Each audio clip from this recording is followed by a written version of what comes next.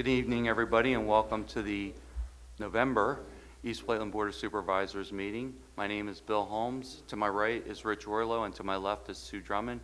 And if you could, please rise as we say the Pledge of Allegiance.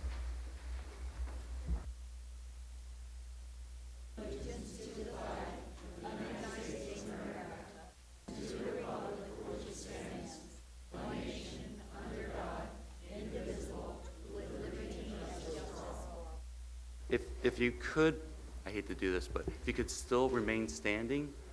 The reason being, we had a couple of long-term East Whiteland residents who passed away, who gave a lot of service to the community. One was Chuck Clayman. He was our elected auditor at the time that he passed. Also, he's a long-term Republican committee person. He was somebody who really cared a great deal about the community. We also had Ed Galante, who's a former supervisor and I think Public Works Director? Correct. Also passed away recently. So if we could, we just wanted to do a moment of silence to honor the passing and the service to the community.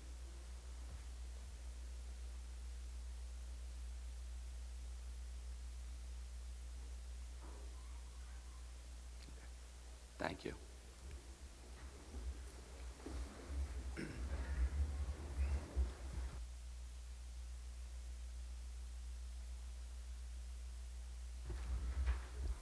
Okay, first up is we had a total of 4 meetings where we had meeting minutes. One was the regular scheduled meeting in October, and then we had 3 budget meetings on October 20th, the 27th, and November 2nd.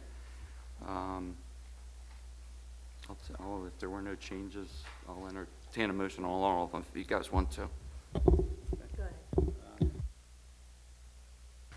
Yeah, I'll make a motion to approve the minutes from October 12th, 2016, and October 20th,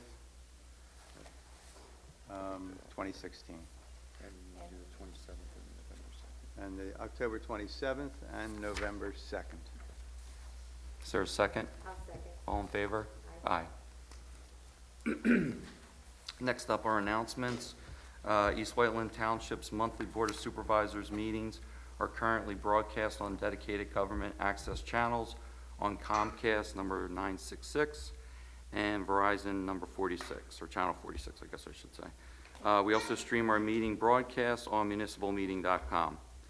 The other thing, we have accepted the resignation of Tony Plitnick. He was on their zoning hearing board. Tony is moving out of the area. He's another person that's served our community for a long time with distinction, so we thank Tony for all of his service.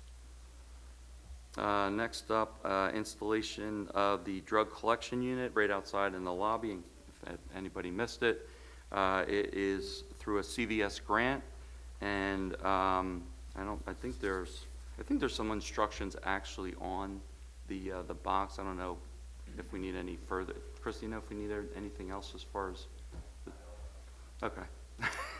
Mr. Chairman, that is being coordinated by Lieutenant Mark Urkel, and we will be adding some additional instructions along with the instructions that are actually attached to the unit. Okay, thanks, John. Excuse me. And finally, we had executive sessions on October 12th after the last Board of Supervisors meeting until 10:30 p.m. On October 27th, prior to our budget meeting, 5:30 to 6:30, and then after the meeting until 9:30 p.m. And then finally, November 2nd, prior to the meeting from 5:30 to 6 p.m. and then post till 9:30. Normally we would hold the public hearings, but I have a feeling a lot of you folks are here about the library. So what we've decided to do is just move that discussion up. And I understand, I think the director of the library is here. I'll let you kind of kick it off, the conversation. And I do want to say thank you all for coming here. I know we've gotten a lot of feedback about the library, and this is a good discussion to have about it. I just have a few short words to say, and then we can open it up. So, East Whiteland residents characterize a strong community as having thriving public schools, safe neighborhoods, engaged citizens, a healthy business environment, and access to public libraries. Public libraries provide educational and learning opportunities for a lifetime, beginning with early literacy programs and summer reading, and extending through adult literacy and skill development with a wide range of opportunities in between. Those are the words that are written on your own website and can be found at www.eastwhiteland.org/about/libraries.aspx. That is why we were shocked to receive a phone call from your manager last Thursday stating that East Whiteland was completely eliminating the funding that goes to our library, 20% of our annual revenue. The result of this would be catastrophic for Malvern, forcing us to cut hours, staff, and purchased materials. Over the last few days, the argument has been made that since residents of East Whiteland pay taxes to the county that eventually filter debt back down to the library, the township should be exempt from making a financial contribution to Malvern. We now know that you didn't realize that the amount paid by each resident of East Whiteland does not go to Malvern directly. Instead, it goes to the Chester County Library in Exton, which is divided among all the member libraries. Malvern only receives a small percentage of the total. Now that you understand just how important your contribution is to keeping us alive, we have faith that you will continue funding us in the future.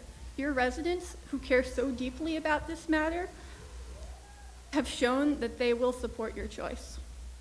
The Malvern Library has a collection of over 40,000 items. In 2015, about 20% of those items that were checked out from our library went to residents of East Whiteland. East Whiteland residents also made up 19% of the people who requested new library cards. That means people who are new to your community are still coming to us for resources. In the 2016 summer reading program, we had almost 500 registered participants who read for 110,880 minutes. And we partnered with the Great Valley School District to circulate school library books during the summer month. 25% of the children who participated were East Whiteland residents. Those children also participated in Go Wilma, the program that encourages kids to get out and explore their local parks, and featured East Whiteland's Valley Creek Park for the very first time. In 2016, it is virtually impossible to apply for jobs without a computer and internet access. Many of the people who are now finding themselves unemployed have held the same job for decades and have no idea what job recruiters are looking for now. Moms who are looking to return to the workforce after caring for children for 18 years are facing similar difficulties. People who need jobs are being passed over because they lack the skills to create a resume on the computer and apply for jobs over the internet. The Malvern Library is a place where people can come to learn these skills in a peaceful, low-stress, and judgment-free environment, completely free of cost. Our staff frequently sits down with people who don't know where to begin on their job search and helps the task become a little less overwhelming. We offer a friendly, small-town atmosphere that larger and more impersonal libraries like Exton cannot. That is why we know East Whiteland residents will always stand with us. Thank you. Thank you for that background.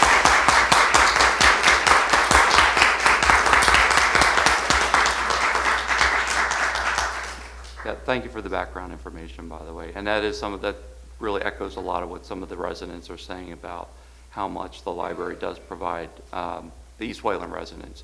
And I want to just let people know, this isn't something we made, we didn't make this decision lightly.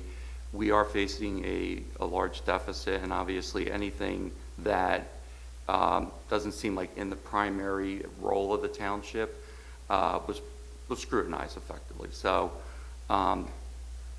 but and personally, I think we've always made a contribution. I've been on the board for, this is my 9th year. We've always made a contribution to the Malvern Library.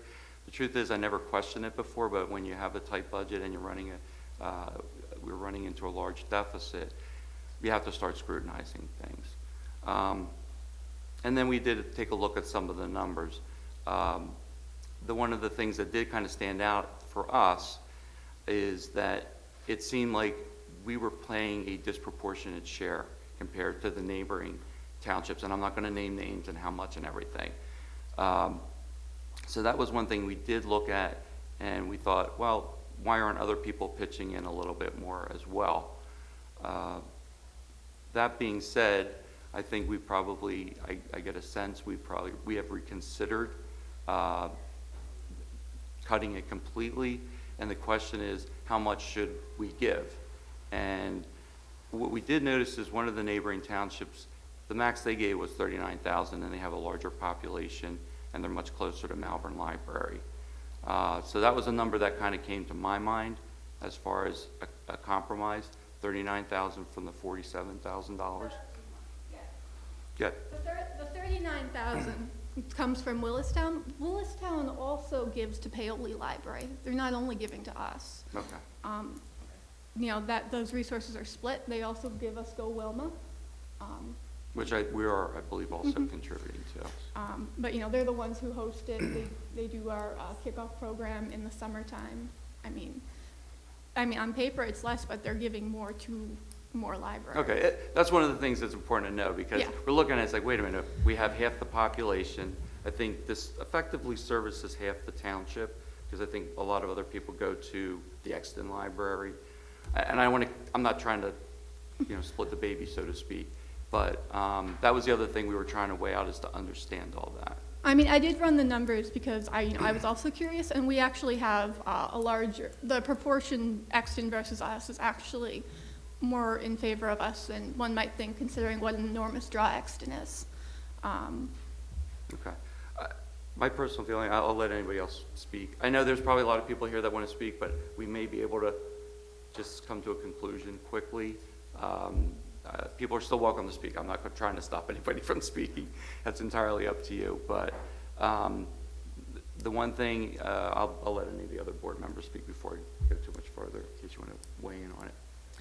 Yeah, no, I agree with Bill's comments. Up until this circumstance occurred, it was certainly my belief that when the library is part of the Chester County Library System, that the County of Chester funds everything. And now we know that's obviously not the case. We're more than willing to continue a funding amount for the Malvern Library. I personally know it's used very much. My wife is there every week, sometimes twice a week, so I know that, and I'm told that very often. I mean, what we're running on is really very little, and even a small reduction in the amount you give will have an impact on us. I think we've talked about it, and with the new information, we are willing to fund you to the same level that we have previously. Yeah. Thank you. I would suggest that you make a point, just personally recommend that you make a point of going to the other townships and making sure that they are aware of your need for funding. Absolutely. Because it is disturbing a bit to us to see that we're paying more than anybody else. No, I came in February, and there were a couple of things I noticed as well. So hopefully, as I continue to grow into this role, I'll be able to, you know, make a few changes in that Yeah, I direction. understand you're new. Yes. You don't want a shock like this again next year No, anywhere else. Okay. I don't think any of us do. Okay, thank you. Thank you. People are welcome, you know, if you want to come up and speak, you're welcome to, but at this point, we're going to maintain the funding. I do want to say, this is how you get things done in the township, is you come out, you show your support for things, because a lot of times we don't know. I personally don't use that library, so I have no appreciation of who does use it. So it's good that you folks reached out to us, and you came out obviously in force, which is good. I think that's a sign of a good community, and obviously the support for the Malvern Library. So thank you for giving us the background information. Again, if people want to come up and say anything, you're welcome to. You applauded, I'll take that as a positive step. So, yeah, come on up. We'll bypass that. If you could, like, just come to the mic so people, if anybody is viewing this, they can hear you. Yeah, I just want to tell you, these folks have done a tremendous job, and I benefit for myself, but also my children, my daughter, my adult daughter and her family, and my children, and my grandchildren. And I mean, they have done programming that is so sophisticated and so attractive. And so the corporate people that are here that want to bring business to our area, visit our library, because it's a gem. And these people work very, very hard to keep it up. As small as it is, it's very powerful. And my final thing is that the library is one of the most democratic institutions in the world, if you can think of it that way. I have to thank you guys. Yeah, and the one thing I would say is, I mean, obviously there was no question or this was not meant as a criticism of the Malvern Library. It was not, that's not what precipitated this. We do appreciate what libraries are all about. So, anybody else? Sure, come on up. And then I think once everybody who wants to speak, does speak, I'll give you guys, if you want an opportunity to leave, you're welcome to stay for the rest of the meeting, because I know, but just in case you do want to leave en masse, please. Thank you to the board for restoring the funding for the library. As you can see, it means a lot to a lot of us. We appreciate your open mind in doing that. Two other things. First, to all the people assembled, the Malvern Library does accept donations and does do fundraising. So aside from your valuable presence here tonight, I encourage you to open your checkbooks and your wallets, make donations for the Malvern Library. Consider how much it means to you, and please express that in terms of what you can give. The second point is, just out of personal curiosity, since it's $1 million deficit driving this initial decision, which fortunately you've reversed, how did the $1 million deficit happen in the first place? I'll let John give more details. One of the things is revenue went down significantly in the township, and our expenses did stay flat. There were also other initiatives that we wanted to take on this year. So, I mean, you're welcome to say and see how we came to that. I know it is a big number, but we definitely had some serious shortfalls in our revenues this year, at least with what's being projected. So, and that's part of the agenda tonight. So rather than go into the whole thing, you're welcome to stay and see the board the presentation by our township manager, and then we can be happy to answer any questions at that point. Thank you. Sure. Yep. I just want to say very briefly, my name is Andrea Cardamone, and I am one of the, recently, just this past year, started volunteering for the Malvern Library Board of Directors.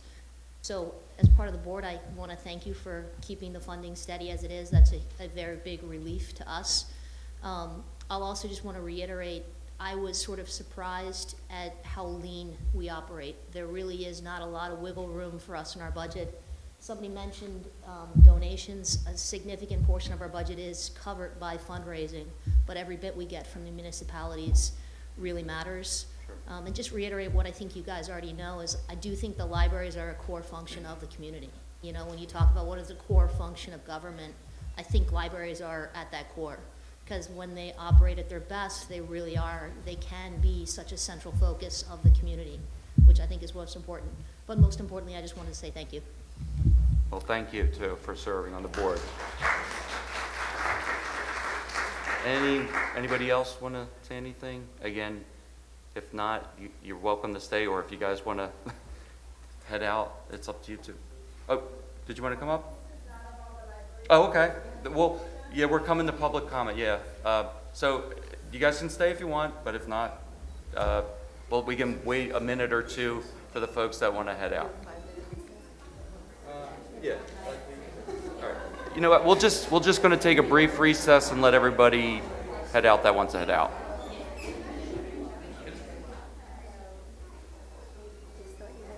Okay. All right. It seems like everybody that's still here wants to stay here. So next up, we had public hearings, but I understand one of the staff has given a presentation for the website update. Yes. So Christina, apparently you got to head out of here a little early, so if you want to come up and give a quick update, and then we'll continue with the regular agenda.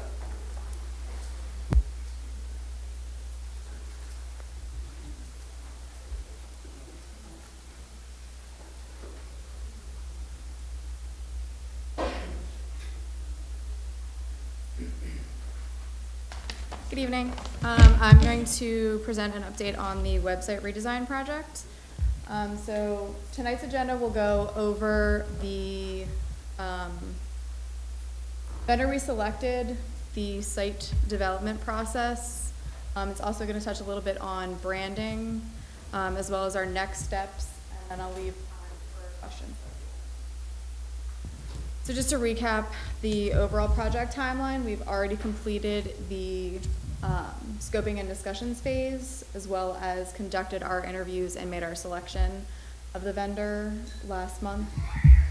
And we are moving on to content and site development, which will take place the next 3 months with the proposed launch of January 2017.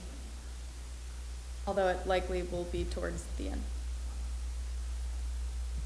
So at last month's meeting, I recommended and the board approved our selection of Civic Plus as our vendor to move forward with the project. And here again is a slide of some of the highlights for the reason that we opted to move forward with this vendor. So last week we had our initial meeting with the project manager from Civic Plus, and I was provided a list of deliverables, which are actually due back this Friday, in order to keep on track for the January launch. And this would be providing photos for the website, and we actually had a photographer come out a few weeks ago who went around the township and took some photos, and he'll be coming back next Monday to take a few more.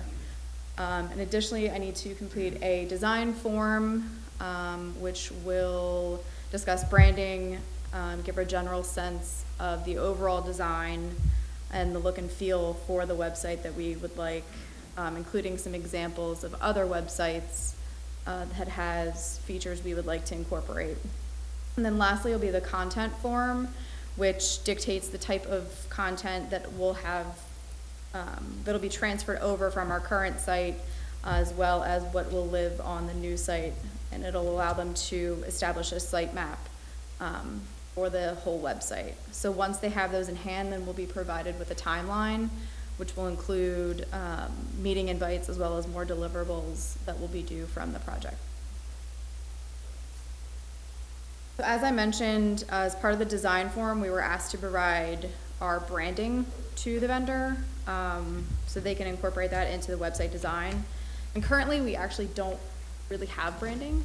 So this was actually a little bit of this project as well, was to implement that. And the 3 key pieces that we need are tagline, color scheme, and to create a logo that will be used in addition to the township seal, which you can actually see in the corner of the slide. And I believe this phrase was mentioned a few times by the Board of Supervisors. So the project team feels that the tagline should be the heart of Great Valley. I agree. We feel that it definitely drives, it accurately describes the township, and it has a nice ring to it. The only thing I would say about that, not to interrupt you, is I did have someone suggest it be the heart of the Great Valley. Okay. Because Great Valley kind of refers to the school district. Okay. Just minor change. It's too wordy. So as for the color scheme, I actually took the blue from the seal, and there's a lovely website that you can go to, and it'll provide complementary colors. So the 2 main colors we would use would be the green and blue, and then the orange here, and magenta would be accent colors as needed. And with that in mind, I came up with a preliminary logo design. It's able to be changed, but as I mentioned, we have to deliver to the vendor Friday. So if there are changes, this is what I came up with.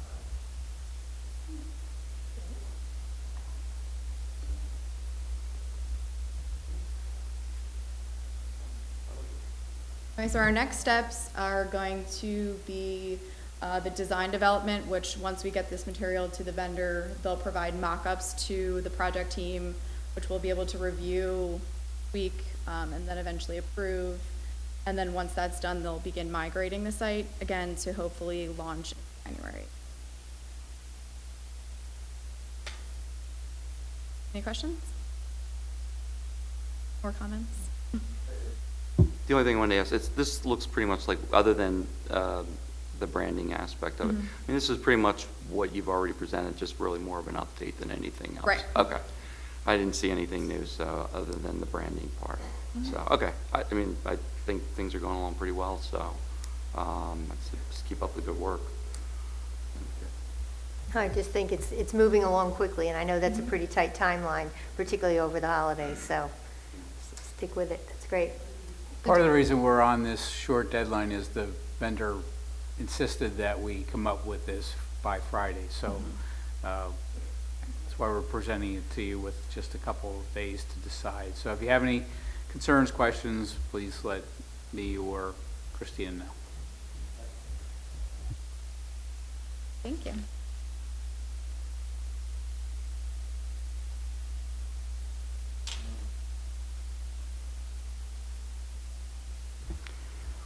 Next up is the public hearings. I don't know if there's anybody here for the Great Valley Little League Lights. If you are, that's been continued. I'm sorry if you didn't get the word. We tried our best to pass it along to everyone. So, but I believe the applicant has, there's Joe. They've asked for a continuance. So I apologize. I meant to say that a little earlier. But again, you're welcome to stay for the entire meeting. First up, we have a hearing to consider the adoption of an ordinance regulating wireless communications facilities, and at this point, I'm going to turn it over to our solicitor. Thank you, Mr. Chairman. I'll open the record and introduce into the record the following board exhibits. Board Exhibit 1 is a letter to the Daily Local dated October 21st, 2016. Board Exhibit 2 is a proof of publication dated October 25th and November 1st, 2016. Board Exhibit 3 is a letter to the Township Planning Commission dated October 21st, 2016. Board Exhibit 4 is a letter to the County Planning Commission dated October 21st, 2016. Board Exhibit 5 is a copy of the attested ordinance to the Law Library. Board Exhibit 6 is the ordinance itself. Board Exhibit 7 is the legal notice. This ordinance, which we use the acronym of DAS ordinance, standing for Data Antenna Systems, is in response to new technology that townships are facing from applicants that want wireless communication. Because of the substantial increase in internet computer usage at home, there's a lot of demand on wireless communication that can't be kept up with your traditional high towers that generally service cellular technology. So they've come up with some newer technology. DAS is just one of several of them, but it's the most popular one. And it fills little voids so that people can have the capacity to use their wireless communication to the extent needed. This ordinance emanated actually from a project I did in Upper Merion Township.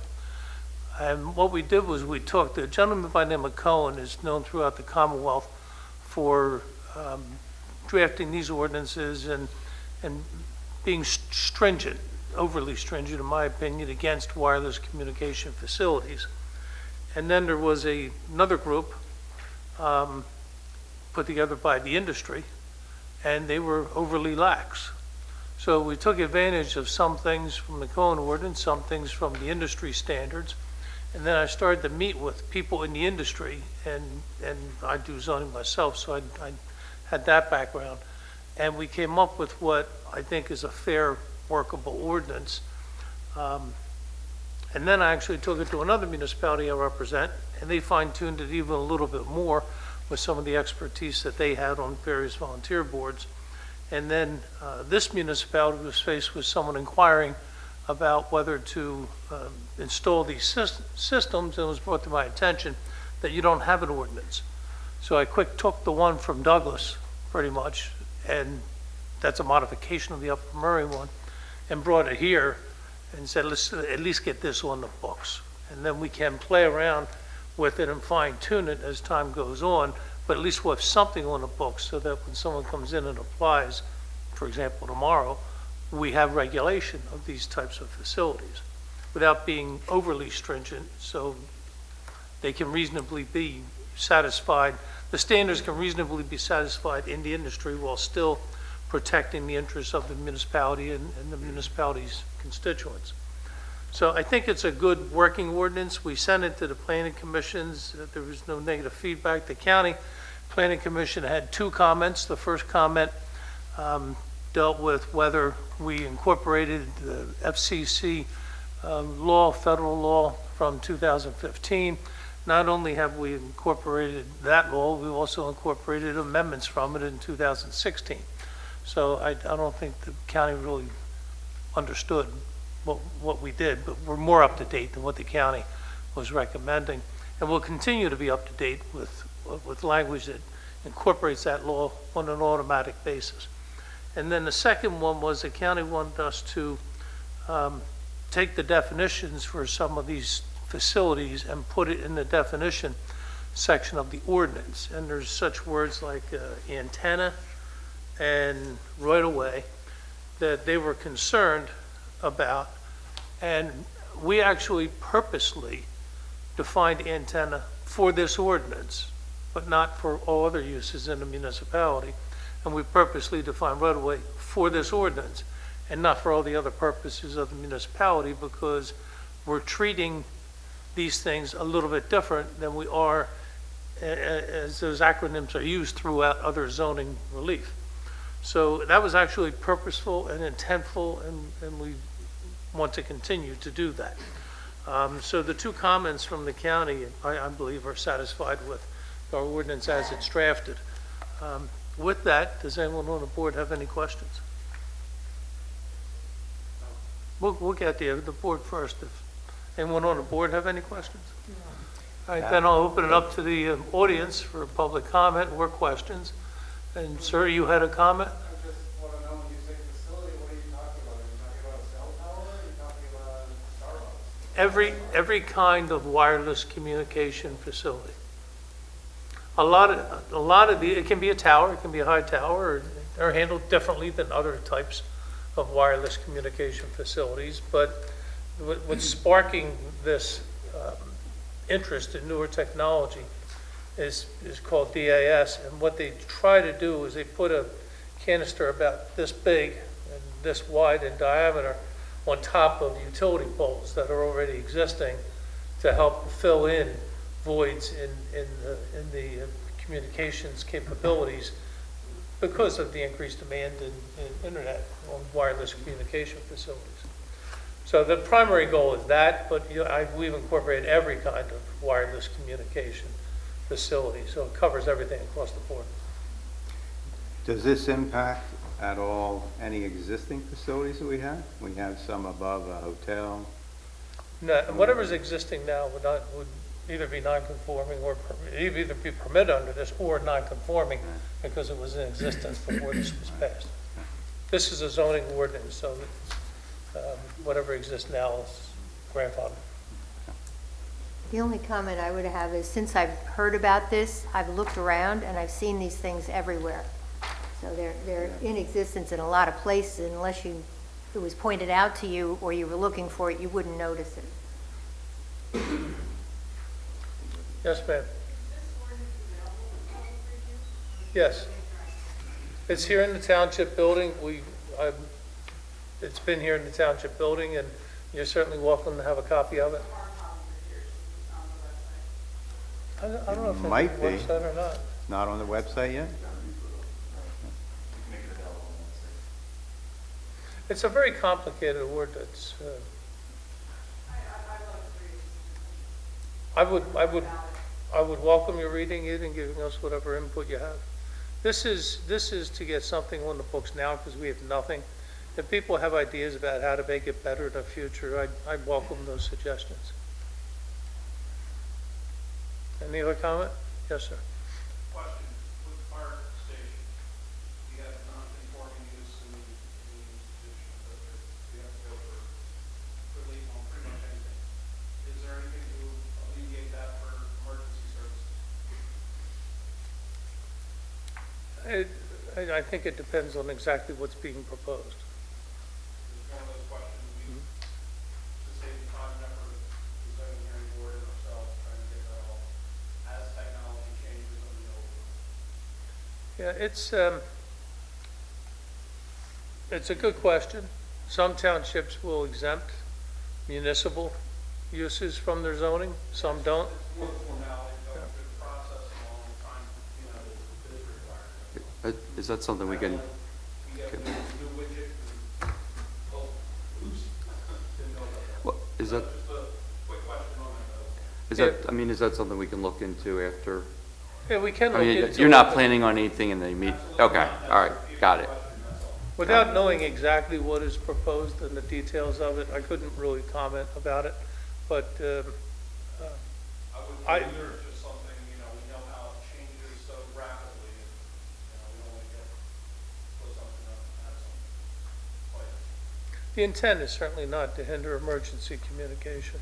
where we're just trying to be, follow the rules also. Yeah, I think that might be something we should review and make sure that you guys are covered. I agree. But it depends on exactly what they're proposing. Right, I think we need a little more research. Because I on it.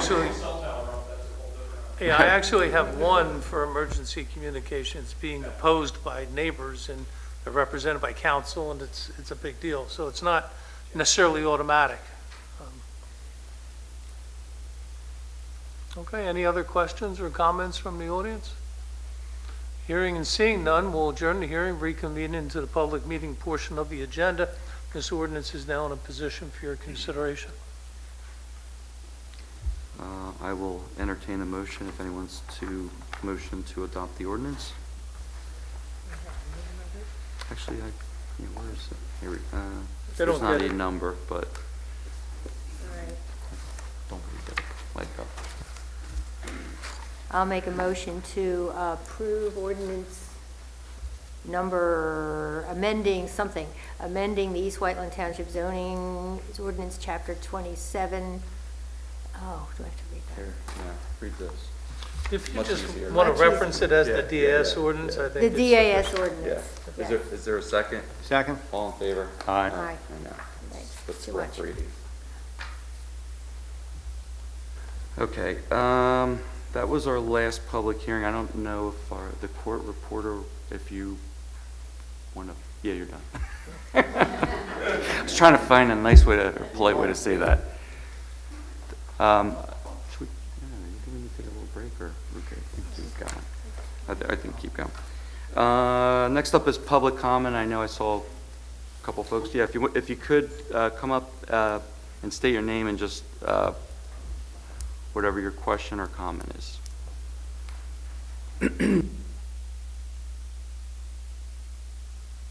I'm Harry Hartley.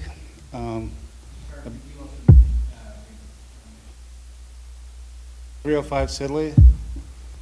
305 Sidley, right? Great. Just down the road. Thank you. And I just want, so this is my second time here, and the first time I kind of wasn't really aware of what's going on, and I'm probably still not. But I just heard we had $1 million budget deficit, right? And the fact that we are, removing, or we're intending to remove our funding from the library and the fire station, right? And I'd like to know. Not the fire. Malvern Fire Company, right? Which I believe serves our area, right? And so I see all this new traffic and all these people doing developments, and it seems to me like there's probably some revenue somewhere, and I'd like to hear an accounting of why we have $1 million deficit and why I can't get out of my driveway in the morning because we have all this traffic, and we continue to just have all these people continue to build all these new, and the traffic's getting out of hand, right? I feel like we got to put the brakes on, right? Something's out of whack, and you guys are just approving everything, right? So one, why do we have a budget? Two, is there some level at which we decide growth is too much, right? And three, what's going on with Malvern Fire Company? So. No, all valid questions. If you want to hang around, we are going to go through our budget presentation. So rather than going through the whole thing now, we are presenting our budget. We left, half the audience left. Right. Probably the other half of the audience is going to leave. Very conveniently, nobody's going to be here to hear you talking about the budget. I think you ought to talk about the budget now, right? It's coming up on the agenda. Okay. So, I mean, the reason I the audience, right? All your constituents are gone, so they're not gonna hear what you're going to say. Everything's televised. You're here. I mean, these are all public meetings, everything, including the putting together the draft of the budget. So, yeah, I mean, it's all been public meetings. I mean, the only reason I put that up first was because I knew a lot of people were here. You notice when the budget, when the library is threatened, you have a full room. Every other time, it's one or two people sitting back there, right? So I agree. Keep cutting funding, and I think you're gonna, I'm just really frustrated, right? Because I've been saying to all my neighbors and my wife, too much construction, Sidley, there's gonna be cars, there's gonna require widening of the road, the speed bumps are gonna disappear. They're And not gonna that's gonna disappear. happen. I live on Sidley Road. I know you do, it's gonna happen, just Well, mark my words, I know it's gonna happen. You've got all this traffic with nowhere to go, Well, all this traffic with nowhere to go. Right? And What- you have more gas stations and malls, and just keep Can I- popping up, and hotels, and where's all this traffic gonna go? a lot of the traffic that's on Sidley Road right now is from San Gobain. And that was something we had to But you don't think approve. people are gonna drive down Flat Road? You've got two new huge facilities there, you don't think Yeah, people are gonna drive down people are Flat gonna Road? drive down Flat Road. I agree with And that. then turn down Sidley. Yeah, some of them may There turn you down go. Sidley. I mean, I'm not gonna sit here and say that's not gonna happen. Right.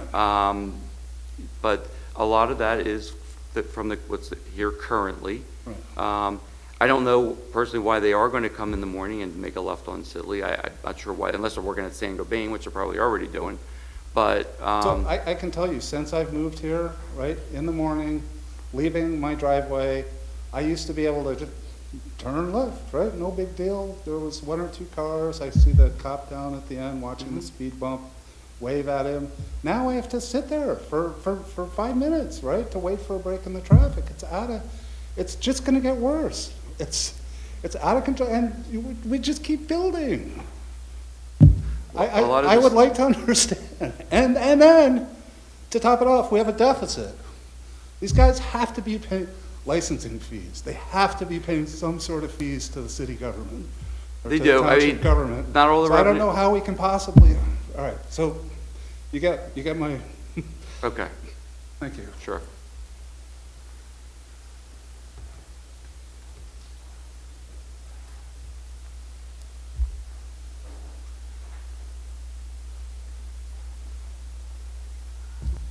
Hi, my name is Christina Hartley. I live at 305 Sidley Road.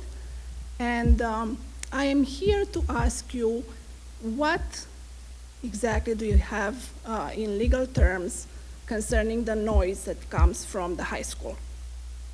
Because let's take last week, 2 nights, music and loudspeakers up to 10 p.m.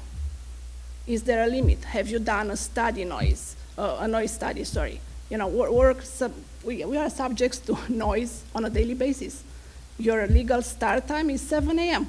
At 7 a.m., you have people cutting trees, doing street work. You had East Whiteland doing street work on my road last week. So it's nonstop. What is the legal wording? Because I asked, I emailed the superintendent, and she directed me to you. Right. One of the things about the noise at the high school, we have been working with the school board because I recognize that's a problem. One Sunday morning, I know I heard verbatim what the guy on the PA system was saying. And we have tried to make some accommodations with the school to say, look, this is too much for the neighbors. And I personally think it's gotten better, but I agree that there are times where it goes a little bit too long. And we probably need to have another conversation with the school board about that. As far as the ordinance is concerned, if you think I think it's 7 in the morning, not exactly sure. I want to say 7 to 9, it's so many decibels. But if you think something is too noisy, I would call the police and they can take care of it. I didn't want to call the police at 9:40 p.m. I emailed the superintendent, who said, according to the township, we can have noise till 10 p.m. until Thursdays and 11 p.m. Fridays that's something I have to through look Sundays. into. This is So- from the public address system at the stadium specifically? Yes. Is that- Yes. Yeah, many years ago, an ordinance was put in place, I believe as part of allowing the lights, which addresses the lights and the noise issue. I was So, able, I did we- actually a lot of online research. I looked at past things, because I didn't want to just show up here and ask you a question if I could find the answer. I wasn't able to find the answer. I did find records of past lawsuits against the school district because of the noise. You know, my kids are part of the school system, my kids are in sports, so I understand they need to have these events.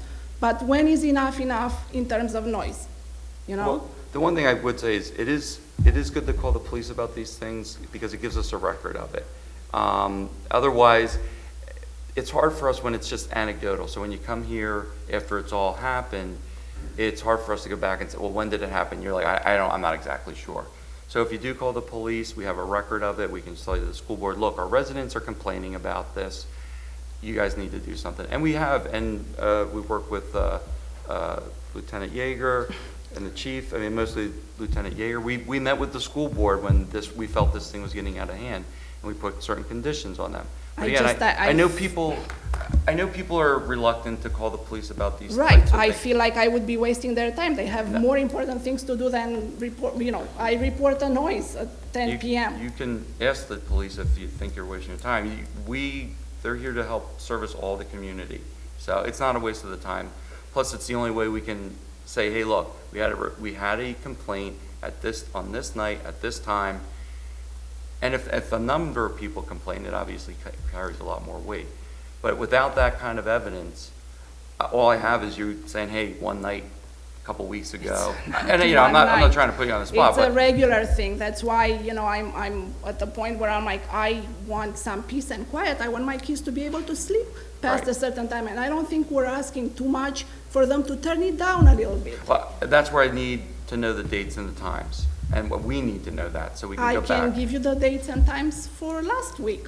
Okay, you know? well, that's a good starting point. Let's start with it. We'll start there. Okay. But I would say, I mean, that's what I did. When the one morning where the PA system was going too long, I wound up calling the police. They went over there and they stopped it. So it's not like, you know, they're happy to help. So please, you know, get them involved. So Yes. I was sitting, I'm not clear, what is the ordinance? I'm not 100% sure either, you know. Okay. Oh, well, This I don't know. I'd have to take a look into it. I don't Yeah, have it. because I committed to came memory. to ask I this. think that's important to know, right? We'll call the police based on what you've addressed, Yeah. that's fine. Yeah. That way we have a record, but, I mean, if it is at 9:30 or 10 o'clock, is that too late or not? I'm. How about Mixed signals if here. you give us Because your, so when I looked things over and through all the documents that I was able to find Right. online, the most recent thing that I found was in your documents related to the Great Valley Little League. So when they were asking about their lights, there is a mention there that they cannot have music and noise past 8 p.m. So if they can't have that, why can the high school have it? can I ask you to leave your contact info and someone from the township will get back to you. 'Cause I don't have it committed to memory, I'm not gonna lie to you. Okay, so But, you'll let us know what the ordinance yeah, if you can leave your is? contact information. And Thank we'll you. call the police. so- Okay, Thank yeah, you. that's what I do. I mean, I'm sure. That's Joe, yeah. Anyone else oh, yeah, please. And again, if you could say your name and your Sure, address. my name is Cindy Gerson. I live at 200 Lap Road. Okay. I wanted to thank you for including the library and funding in this year's budget. I think it's really important and a basic service for all of the community. I'd also just like to say two things. One is that the quarry blasting seems to be really bad. They blast frequently. I think I have cracks in my walls from the blasting that shake chandeliers. Doesn't seem to be any rhyme or reason to when they blast either. I don't know if there's anything you can do about that. And then my second issue is the budget. I'm very sorry to hear that you're $1 million in deficit. Since I've been here 10 years this year, basically in the same area, the amount of building and the amount of units coming online, particularly in the last 4 years, seems, you know, a lot to keep up with. Certainly, the O'Neill property and what they didn't wind up doing was a giant disappointment. I just want to voice my concern that I want to make sure that the township supervisors are on top of what they're asking for, and that when someone wants to, they're all standing in line to come and build here, regardless of what they say and how they can build somewhere else easier and blah, blah, blah. They want to build here because we have so much to offer with the Turnpike access, 202 and 30. We have lots of people, and there's lots of opportunity for them to make money. What are we doing to make sure that when they come here, we're getting what we need from them as well as just what they need from them, from what they need from us. And I think you should apply more pressure, whether it's an occupancy tax on all the hotels. We should be in a great place. You should be doing more things to build community here and to make sure that these places don't wind up islands of their own, that we become a richer and better place to live, not just welcoming a bunch of transient people that have no benefit to us whatsoever and wind up in a deficit. If we can't support our libraries and other basic organizations to build a better structure and to maintain the community that people have been here 30, 40 years, that you recognize this morning or this evening with a moment of silence could be proud of, then I don't know what we're doing. You have the power to do it. Make sure that you do your citizens right, and the people that want to build here and they want to make money here are doing what we need them to do in order to make it a better community. Thank you.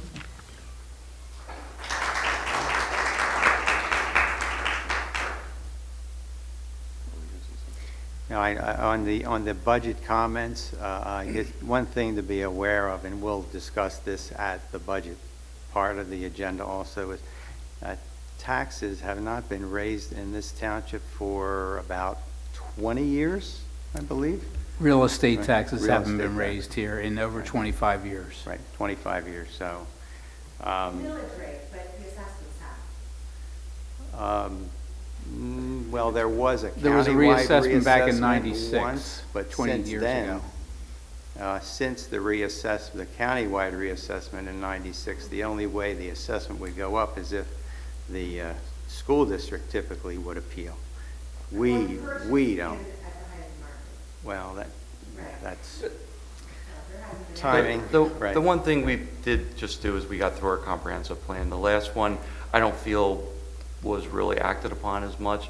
That's one of the things we're trying to do is work towards the plan. One of those things is the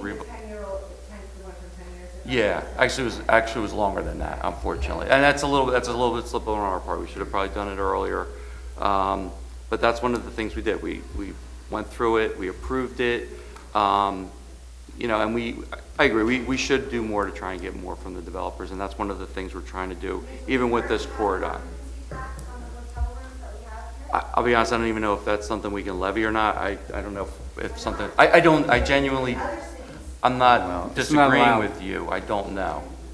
So Yeah, the taxes that we can assess are limited by state law. We're a second-class township, and we can, obviously, real estate taxes. we still have to, we have to obviously abide by the law. So, if we could do things, we would, but we can't do that. That's one we cannot do. So, that's another thing we're looking into is assessing a fee for so much traffic to help us with road improvements and things like that. And that's something that does get assessed against the developer. So, but the biggest thing we're trying to do is the comprehensive plan. We took a lot of feedback from a lot of the residents, just, in large part saying what you're saying. We welcome the input too. If there's things, there's examples out there that you think we should follow, I don't have all the good ideas. Not everybody up here has all the good ideas. Please let us know. We're happy to entertain things that the residents offer. So, our emails are on the internet site. Feel free to contact us at any time. Send us an email with your thoughts at the moment.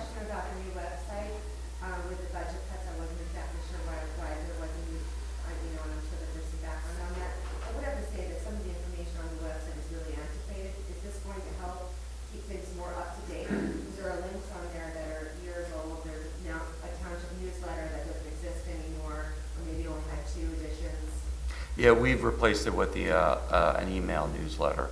And again, you're welcome to sign up through the website, if you haven't already. Well, one of the reasons we're doing that project is we had so many complaints about poor communication, so we thought that was an important project.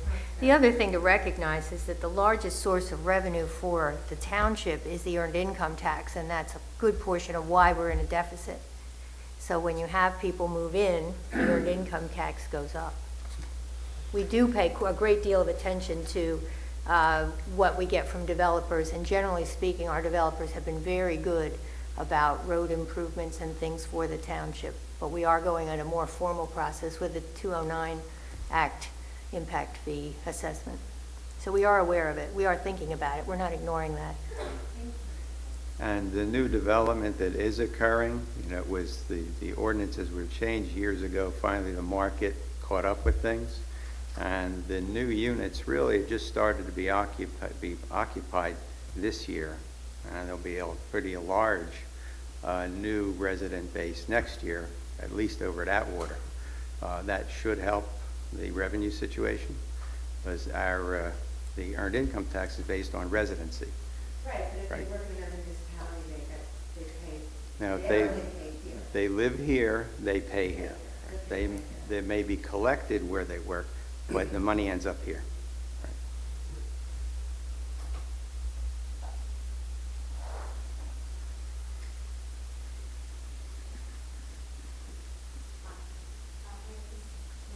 Fry, I live on Ridgewood Drive. And as a follow-up to the last speaker's concerns and questions, and forgive me if this is common knowledge, I'm just diving into these issues. My kids are still young, but they'll be entering the school district very soon. What is the process for consulting Great Valley School District with this huge expansion? It seems like just suddenly in the past 2-3 years, there are hundreds, if not thousands, of home units being added to our school district, and how is the school district being consulted and accommodated to then be able to service all these new, presumably new households? Yeah, If the this is school not a short district, answer, then I'm happy to be given Yeah. references to look at later on.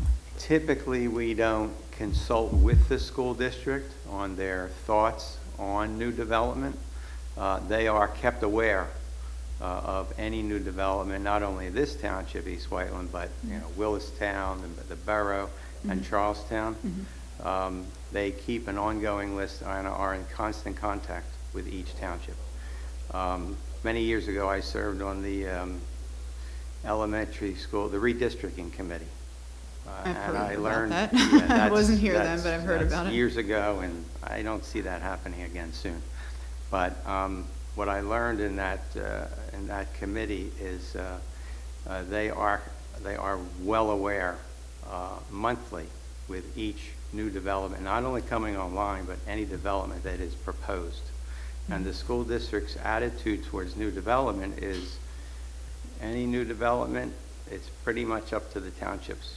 And whatever needs to be handled, they have the belief that they will handle it. They don't encourage or discourage development. That's pretty much what they do. And the only thing I'd add to that is, it was mentioned earlier this evening that the township just finished a comprehensive land use plan review, and we actually reached out to the business manager and the superintendent at the school district, and we went through, and you'll see this if you stick around for the budget review, but there's like 4 pages of development that's either ongoing or proposed here. We went through all that with the school district about a year ago, and I believe they're still of the belief, I don't want to speak for them, but they believe that there's still about 10 to 15% more capacity left within the system to absorb what's happening with the increase in development. So that's as recent as about a year ago. That's what my concern is, thinking one of the reasons why we chose to buy a house here was because of the student-to-teacher ratios, the great reputation of the school district, and then if all of a sudden you have thousands of families added in a short time, can the school district expand and build more buildings if they need to in that short amount of time? Or are you going to have a situation where you have, generations of children, they could spend their whole elementary school in a trailer in Right. the parking lot of their grade school because there's not enough space. And that seems really unfair to the families who've made the commitment even longer to be here, Right. to put their kids through the school district, to end up being like at least in terms of space-wise, no better than the school district of Philadelphia, which I'm a product of. I'm proud of it. But in terms of space constraints, that's my biggest concern. This township works more closely with the school board than many other townships. I have personally had lunch with the superintendent and Chuck Lindeman, who is the business manager, I guess it was in the summertime, to discuss these issues. And we do keep in touch. I don't think the buildings are going to go up so fast that the school would be out of space, but Chuck is very much on top of it month by month. So if you want to talk with him about it, I would recommend that. But they're very aware of what's going on and are planning for it. And at least as of this summer, he was not overly concerned with running out of space or having crowded classrooms or trailers or anything else. That's good to know, because just when you talk to other parents. It's here and scary. there, everyone's wondering what's going on. Well, you see 1,000 units. Believe me, 1,000 units don't come on overnight. And my first 6 years as supervisor, there was almost no development. A lot of this has just come about more recently. So there is, as you said, people are looking here and now they want to build here. So Which is a good thing in some ways, which it is, but it has to be managed. I mean, it has to be balanced, yeah. right? So. And if you really did want to find out the specifics of the school district capacity, Chuck is the person to talk to. He's been with the school district for his entire career, and he knows, he doesn't even have to look at a piece of paper to know the capacity of the school, what he thinks it's going to be in 2 years, 3 years. He's very, very on top of it. Okay, thank you. Sure. Any other public comment? Sure. My name's Chris Gassworth. I'm the fire chief of Malvern Fire Company. We are under the understanding that we're cutting the budget for Malvern Fire Company. I believe it is $7,500. No, in the past, we haven't received it for the past couple of years. And then I was under the understanding that this was going to be the last year that you were going to fund Malvern. With the ALS, the ambulance, the EMS, the fire company assists with the dual dispatch in East Whiteland Village, North Sugartown Road. Of course, we go on regular mutual aid calls with East Whiteland. I ask that you reevaluate that, because as like the library, our funds are, Yeah, I mean, we and really do need the every ounce of funding that we can get. The ambulance is running at a deficit because of the insurance companies that get to pay 60%. Yeah, I think there was some, I think, John, you talked to their Borough manager about this previously. I mean, we donate $155,000 to East Whiteland Fire Company, plus other in-kind contributions. And it was our understanding that basically there was one more year needed, because we donate quite a bit of money overall to fire protection for the East Whiteland Fire Company. You know, we can certainly talk about it, but we do contribute quite a bit of money to support the fire company. I understand that, but not Malvern. This is true. That is true. We're talking about Yeah. I know it's just 7,500, and I know I sat on the board the past 3 years, then became chief this year. There was times where we didn't get the contribution. Well, At points. in all fairness, there was an issue with the Malvern Fire Company about our residents being charged for and that was one of the things. They were charged, and I don't want to get into all the gory details, but that was what the issue was during that period where there was no contribution. And then we re-implemented after we thought, okay, what's fair is fair at that point. So it wasn't that we just cut it, there was a reason behind that. Yeah, I understand that. And I don't know if you were on the board at that time or not. That was a little. I was not. I was just an officer at that time. So I would greatly appreciate if you guys could reevaluate that, because we are doing dual dispatch, and quite honestly, we're pretty much the primary for North Sugartown Road, which goes into here. East Whiteland Township. They have to make access through our town,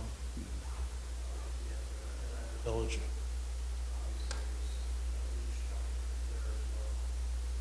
Just as a matter of clarification, we have had 3 public workshops that were advertised, open to the public. What we're doing tonight is we're giving consideration to preliminary approval of the 2017 budget. So this is actually the perfect time for, whether it's the library or the fire company, to come before the board and ask for funding for the coming year. So after tonight, depending on what the board does, then the budget's put on public display for another month, and then at the December meeting, the board gives final consideration and approval to next year's budget. So just want to make sure that the audience was aware of that, that this was not already a foregone conclusion. No, and we've had 3 budget workshop or budget meetings to get to this point, and yeah, we haven't gotten. Actually, nobody attends. I mean, that's part of the problem. And we have this meeting, and it's, oh wow, the library aside and you aside from them, but these are things we go through, and we don't get any participation. These are all publicized meetings. All of this information we knew, I don't know, at least a week ago. So, but I thought the contribution, I thought it was $6,000. That's what I thought, 6. 6,300. Was it six?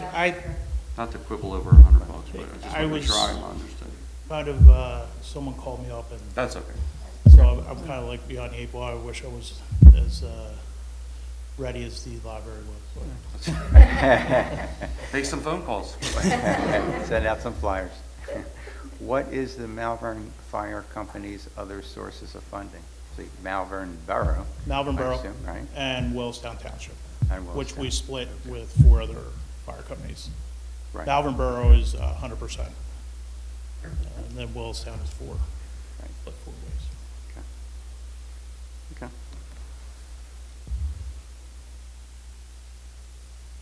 I mean, I don't have a problem extending it another year, but I guess previously we thought that was enough, and we were settled. So,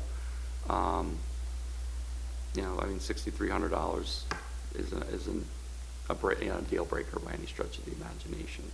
So I don't have an issue with it. With I mean, people coming to your meetings is the same thing with volunteers coming to help the fire companies out. So we're under a lot of constraints with, funding and fundraising. So it's tough to really get our members out every other weekend or once a month. Sure. And then expect them to do the training. Training just keeps on going up. It just gets more difficult. Now, I mean, I've served on the board of the fire company. Rich is a current board member. We appreciate how much you guys do. So we know what you guys are going through. Appreciate it. So, Thank you. sure. Any other? Sure.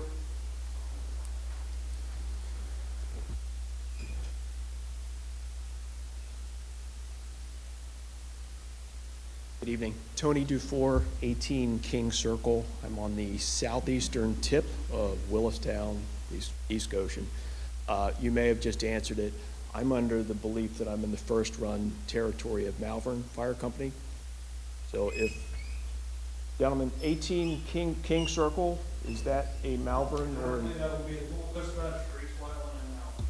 So I would be concerned as a resident if, and notwithstanding the beautiful job that Station 5 does for me, Station 4 does for me. I was a 7-year veteran as a volunteer. We're asking them to risk their lives. We're asking them to train. It's a full-time job already. Then they have to come down here and scratch and claw for $6,000. So I'm not seeing that versus the $1 million. Right. Yeah, I mean, these are, like I said, this was an understanding we had with the fire company. Again, we pay quite a bit of money to our current fire service for East Whiteland Fire Company. So again, when we have a deficit of that size, we start looking at those types of things. But I'm I'm not gonna sit here and fight over $6,000. So, considering everything else that we pay for the fire service. So I'm okay with keeping it in. It just seemed like there was some type of an agreement for this year. Thank you. Sure. Anyone else?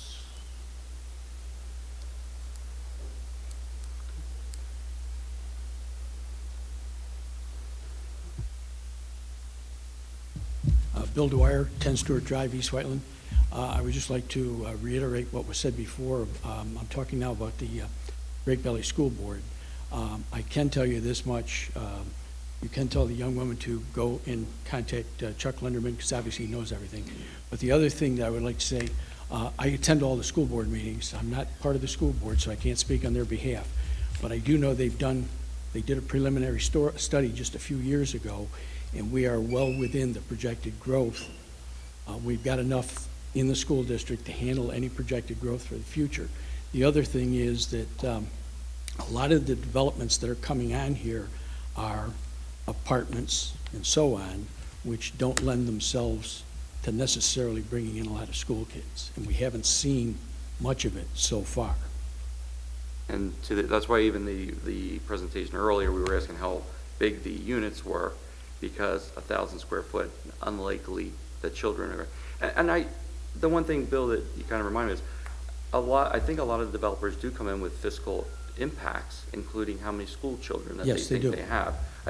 But I wasn't 100% sure whether it was mandatory. I don't know, John, if you know if it's mandatory. It's really. It's not, but they have.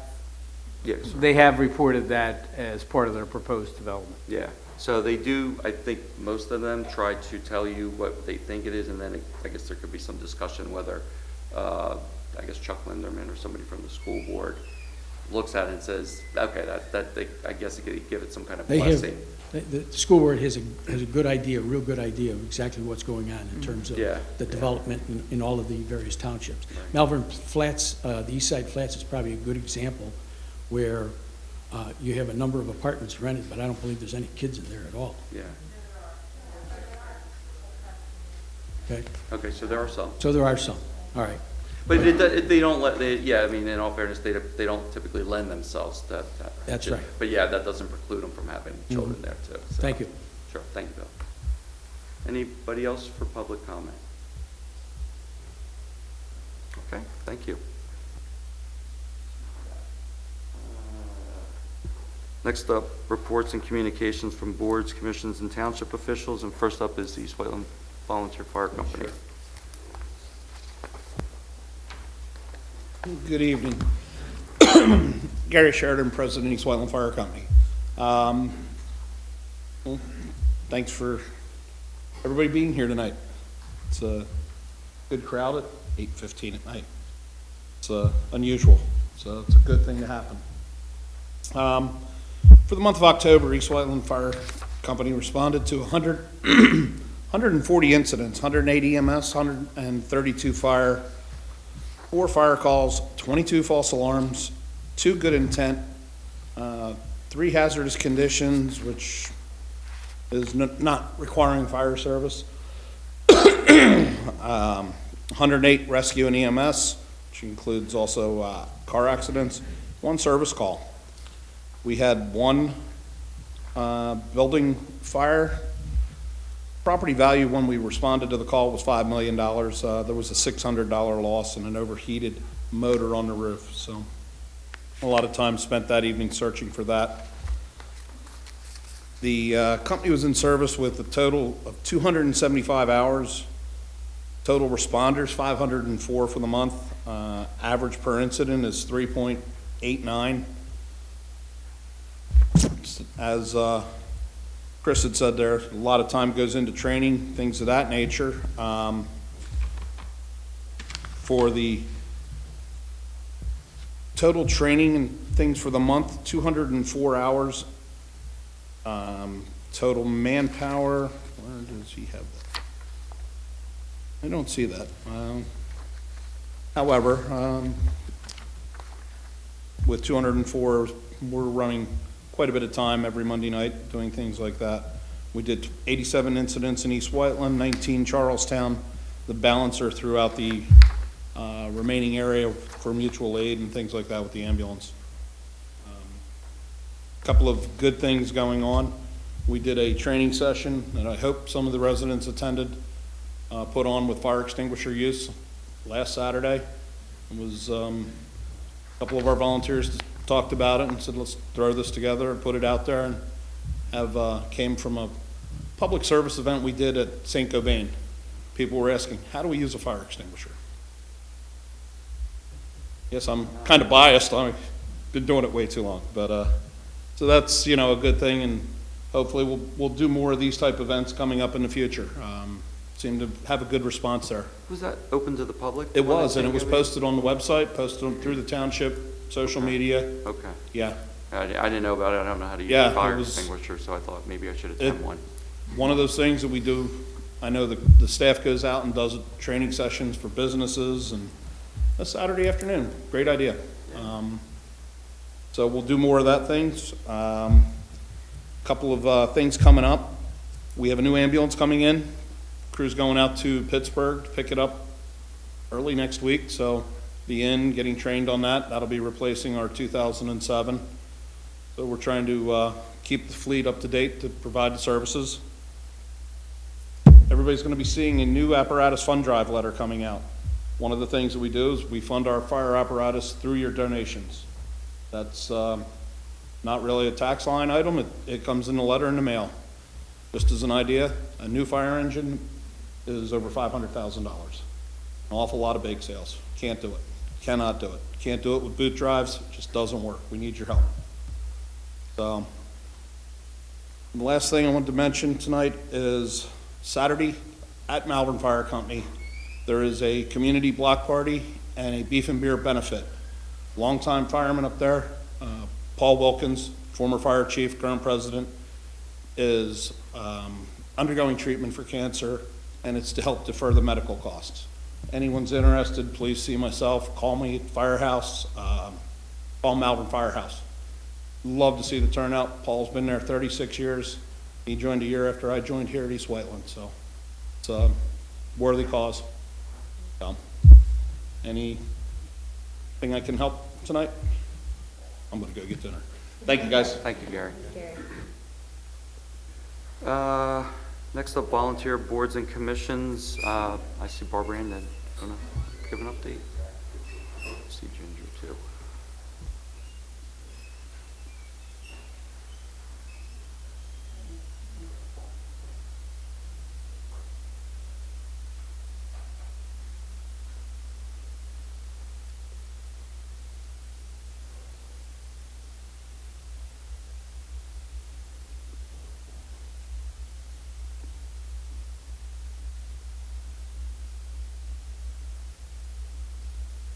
So while this is launching, I'll introduce myself. I'm Barbara Anthav. I'm the chair of Parks and Rec.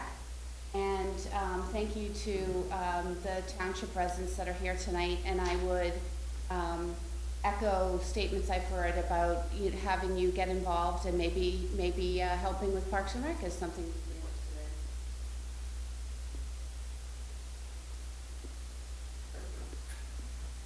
So just while I get started, I really just wanted to kind of show you some pictures that I took, just to bring you up to speed in case you haven't been down to Valley Creek Park lately. But just as a reminder, this is our board. We are, as you know, still working on defining our goals and thinking holistically about how we can apply some of the principles from the comprehensive plan, the work you're doing on the budget, to building out our Parks and Rec program, thinking on 3 pillars again: outdoor and open space, recreational programming, and being stewards of the township by managing the budget properly, et cetera. So looking very good, and thanks to Bill and his team and the group here about the playground updates. So on Sunday, my husband took these pictures with me. This is sort of like a before picture. I don't know if you can see it. Yeah. And wanted to share some of the after pictures. So we have a nice welcome sign that talks about the new equipment. Bill and his team have done an amazing job of grading out this area, putting down a really nice, thick, cushy mulch type material so that if you fall, it's nice and soft. And repurposing, or I guess, that area for our new playground equipment. I just wanted to kind of walk you through some of these pictures, because I thought maybe you hadn't been there. By the way, while I was there, I talked to a father who was, there was a bunch of kids playing all around the park, and one particular father said he had just learned the day before from his wife that he saw on our Facebook page about the new park equipment, so that's why he was there. We made a decision to try to select colors that would sort of blend into the environment. Hope you guys agree that I think we made a good choice with that. These are replacing a lot of our metal slides, which we still have in the township. Lots of climbing and bungee type things. This is a swing set. I don't think this was quite finished yet and being set up, but you know, looks like it's going to be great once it's all in place. You can see the kids love to climb on these rope things. We researched that, so we added elements of that. You can tell it was a beautiful day. It's a gorgeous park, so I think people will really get a lot of enjoyment out of it. This is a crazy little climbing thing, which the little 4-year-old was like screaming all excited when he was climbing on it, this little guy right here. And also, we're replacing the pavilion there as well, and it looked like, I think that work is finishing up this month. I think we're on target for that, but you can see they had done the slab for that. So it's still a work in progress, but I just thought you might like to see the pictures. Again, wasn't sure if you had been there. Also, we normally meet the 4th Tuesday of every month, so everybody that's here, if you are interested in coming to those meetings, we would welcome you there. For those of you that are with some other committees and things that are saying you need help fundraising, maybe you reach out to us and we can figure out a way to partner as part of like our efforts to want to try to build up some programming. But because of our meeting being so close to Thanksgiving and so close to Christmas, we're going to combine November and December's meeting into one meeting, so that our next meeting is Tuesday, December 6th, 7 o'clock. We meet here, so please come, and then we'll be on track in January for our regular schedule. Anyway, just wanted to kind of share those pictures with you. Thanks. Thank you for that. It looks great. I had not been there. I typically go to the tennis courts, Yeah. which I did ask if they're going to be resurfaced, I think, next year. No, it looks great. You guys did a great job with that, and Bill, you did a great job with that as well. And I know this is still technically a before picture because the pavilion It's not quite done. Yeah, it's odd, but it's a great start. Yeah. The other thing, actually, all 3 of the board members attended a Diwali event over the weekend at Malvern Hunt. It's the Indian Festival of Lights. Obviously, we want to try and promote diversity in the township. Yeah. But it wasn't just about learning about other cultures. It was about the fact that they do this event as a food drive for Chester County Food Bank. So one of the things I said, I think the gentleman's name was Rada, I suggested he reach out to the Park and Rec Board to see if we can coordinate it and possibly even make it bigger, because the woman who came out, she was helping basically move all the food out on the Chester County Food Bank truck. There are, and this is an astonishing number, 50,000 what they classify as food insecure people in Chester County. Chester County alone, Yeah, I've which heard that is too. astonishing. Yeah. So I'm hoping these are types of events that they can work with you guys. You mentioned collaborating, so I think that would be you guys would be a great group to do that with. Right, absolutely. And in fact, you know, in terms of the grant that the township got for the dropping off your old prescriptions, I think we need to get the word out about that. I don't know how we can maybe help with that, but I know I was at CVS recently asking that very same question, and they were sending me to Tredyffrin Township, and you know, this is fabulous that this is here. And I just mentioned, you know, that one father saying, hey, we just saw this about the new park stuff on the Facebook page, so, you know, whatever we can do to try to promote these things, as, you know, not necessarily as part of Parks and Rec, but as part of programming, that would be great. So yeah, send them our way, please. Anyway, yep.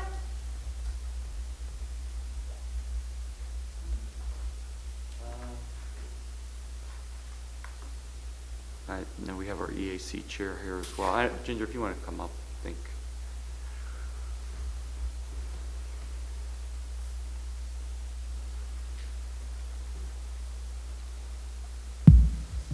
Hi, I'm Ginger Pullman. I'm the chair of the EAC, and this past Thursday we had our monthly meeting, and the primary thing we talked about was the Bishop Tube site.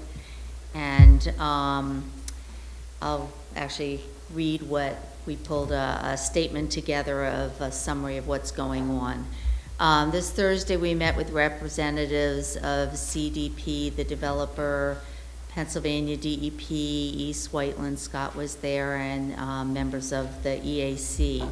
And progress has been made since the last statements I made to the supervisors in January 10th and August 10th. And basically, CDP has agreed to excavate soils from hotspot locations at the site before construction begins. That's a change. The soil removal, while benefiting, but we want to caution that the soil removal, while benefiting the ultimate remediation goals, will not eliminate the need for full site remediation and will not present environmental closure of the site. That is, Pennsylvania DEP and the responsible parties, who are separate from the developers, have an obligation to clean up and create acceptable conditions to all media on the site: soil vapor, indoor air, soil, groundwater. And the actions of CDP do not meet all these obligations, which is something they're not required to. Actions may need to address these obligations that may or may not conflict with the proposed development. And no overall cleanup strategy and approach has been determined for this site by DEP to date, though they're working on it.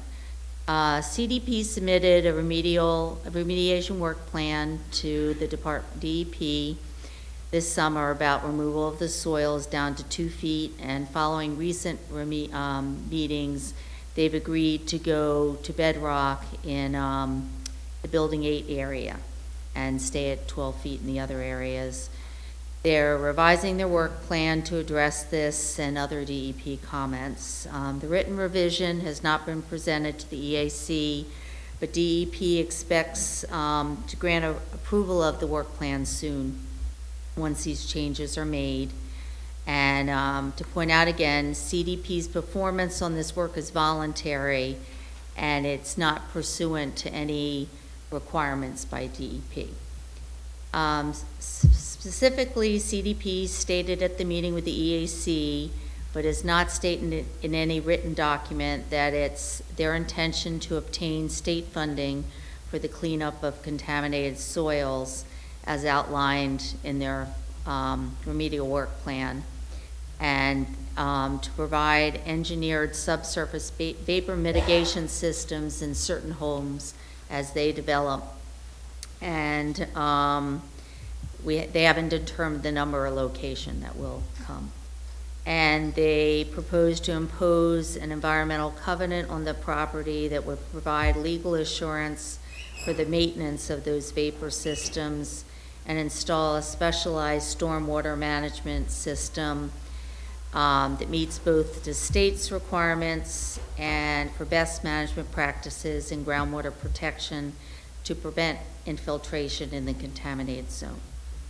And due to the complexity of this project and the fact that parts of it are not required by DEP or the law and could be modified as the project progresses, it would be EAC's recommendation to consult with our environmental attorney regarding protecting the township's interest in minimizing risks to residents and neighbors of this site in this process prior to any decision-making on zoning variance approvals, conditional improvements, planning, and permits. The stormwater process is regulated and will require both the stormwater and hazardous waste sections of DEP to weigh in for approval. The soil cleanup also requires that DEP approve for funding purposes, but CDP would not be required by DEP to actually implement the cleanup. A little tricky there, but it's a very complicated site. However, DEP approvals are limited to the means and methods of soil removal and stormwater management practices with a consideration for contaminants left on site. For the remainder of the protective actions, CDP is promising these things, but they really have no obligation to do them to date. Also, the intended cleanup will be based solely on their ability to finance this action and gain funds from the state grant. The funding is dependent on Chester County Economic Development Council taking title of the property temporarily during funding and removal processes. The CDP has stated that their financing is subject to township approval of the steep slopes ordinance, so they're requesting a variance. The EAC recommends that if a variance is considered, environmental counsel and the solicitor review the overall proposal and determine how best to protect the township and residents' interests in the long term. The environmental counsel and solicitor should advise the township on and consider all steps in this process as currently described orally and various approvals needed for the township in order to ensure that incremental approvals provided by the township do not limit the township's ability to properly evaluate the effect overall outcome. And in summary, the EAC is recommending, as I've said, the township consult their environmental attorney and solicitor to review each components of the developer's overall proposal in writing in detail in order to adequately advise the township regarding how to evaluate and address short-term and long-term risks to the township and residents before township approvals are granted. The township, we also recommend and discussed, should hire a professional engineer to oversee soil excavation and review and installation of the soil vapor systems as the development progresses. This would be in the later parts of the development. There may need to be an agreement to funding and the right to review and approve components of this work that's not specifically reviewed by DEP. And we also discussed in this meeting how the township would be assured that the remediation and protective controls are properly put in place and installed. And the EAC understands, and we talked to Scott about this, that it will be done through the permitting process by putting these requirements in throughout. Any questions? I know that's a lot. That was a lot. What are the next, or what's the next step, and when, so is the DEP coming back with an approval of the remediation plan, or they're waiting for an update of it from CDP? I think they have the update, and they're working on approving it. Andy Hartzell from the DEP was in attendance at our meeting on last Thursday, and they assured us that they're actually very close to approving a plan for the site. There's a lot of things running parallel, and we don't know which is going to happen first.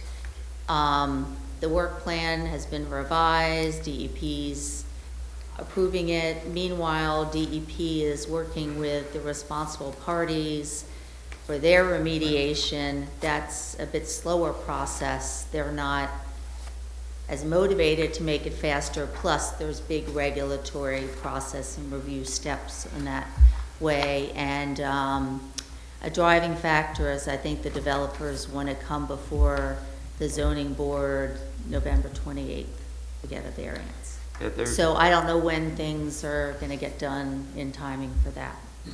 So we do have on the agenda whether to send our solicitor to the zoning hearing board, and that is going to be a topic of discussion. Unfortunately, it's later in the agenda. I don't know how late you want to stick around. I kind of can't stay. Yeah. But what I will, if you could, because I did send the solicitor and John Nagel the concerns of the EAC from their last meeting. Well, what would be helpful is if you can send your summary, you can send it to me or John or I can leave this hard copy, but then I'll email it. That would be great. Yeah, because that would be helpful, because if We do send the solicitor, and there are things we may want to put conditions on. That sounds like you did a lot of our legwork for us as far as what types of things we could present at least. So that would be really helpful. Okay, So, The township, through the solicitor, will be on top of this. okay, yeah, no, and that's our, Guaranteed. you know, we're here to advise, we're not lawyers, so. Thanks, Ginger, if you can give us copies of what you read from, that would be great. Yeah, I'll give you my one copy, but I can Great. email it. Sure. Run it through the machine. Thanks. Thank you. Okay. thank you. Could we make a copy of that and give it to Lou, so when I talk to Lou tomorrow, we have the same thing in front of us? Sure. And if you want, I can email it to But, Scott, John, or, yeah, that would be helpful. okay. Thank you. There's one typo in there. Figure it out. I didn't see any other members of any of the other boards or commissions. Okay. Next up, where we at? Yes, Public Works Director. Bill, I don't know if you have anything to report. I just wanted to report on the 2 sewer projects that are ongoing. The Flat Road Gravity Sewer and Force Main, all the pipe work has been installed, and next week the road restoration should take place. The Wilburdale Pump Station, wet well is set and valve vault is set, and they're getting ready to do a manhole later this week, and then they'll begin the building, that'll house the generator.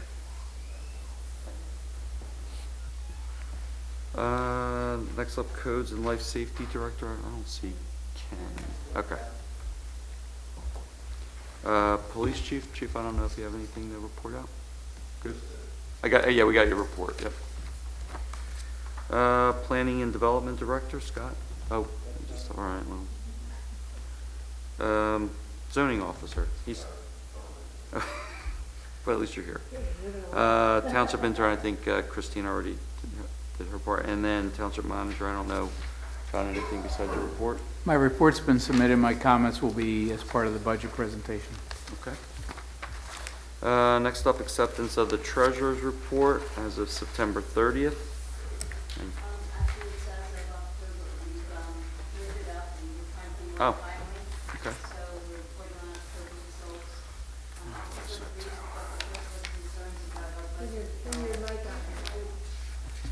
Because there's some concerns about our budget, I'll try and hit on a few big items. For October, we would expect to be 83% of budget for most revenue and expenses.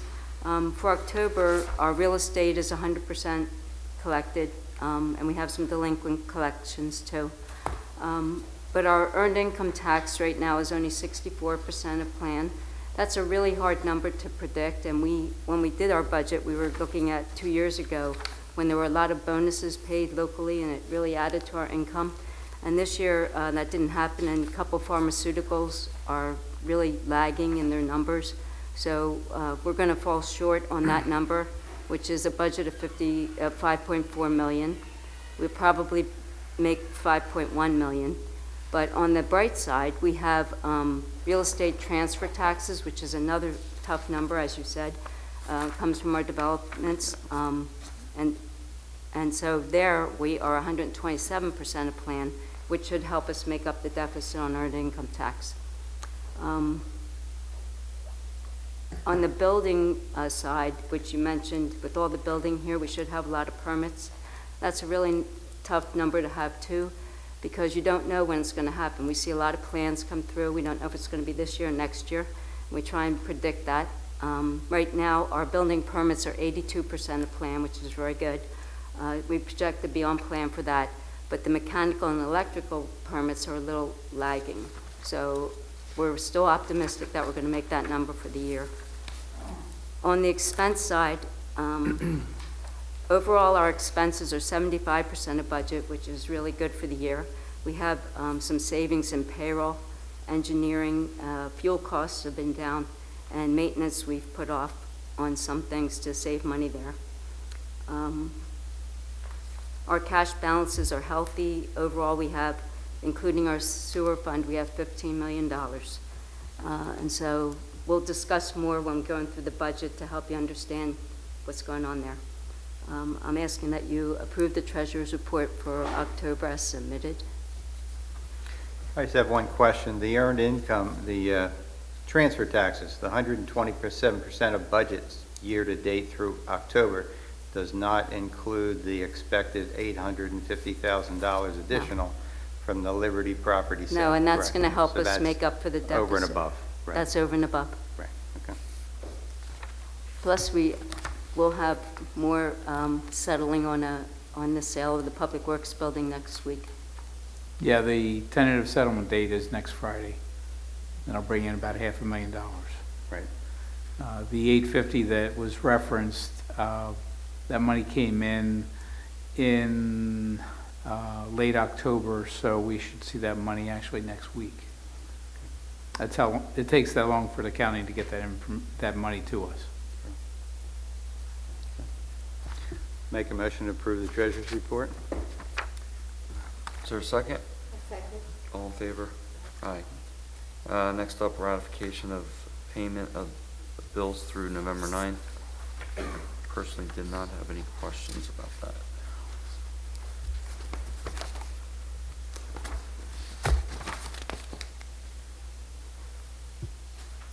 Same, everything looked consistent with the past.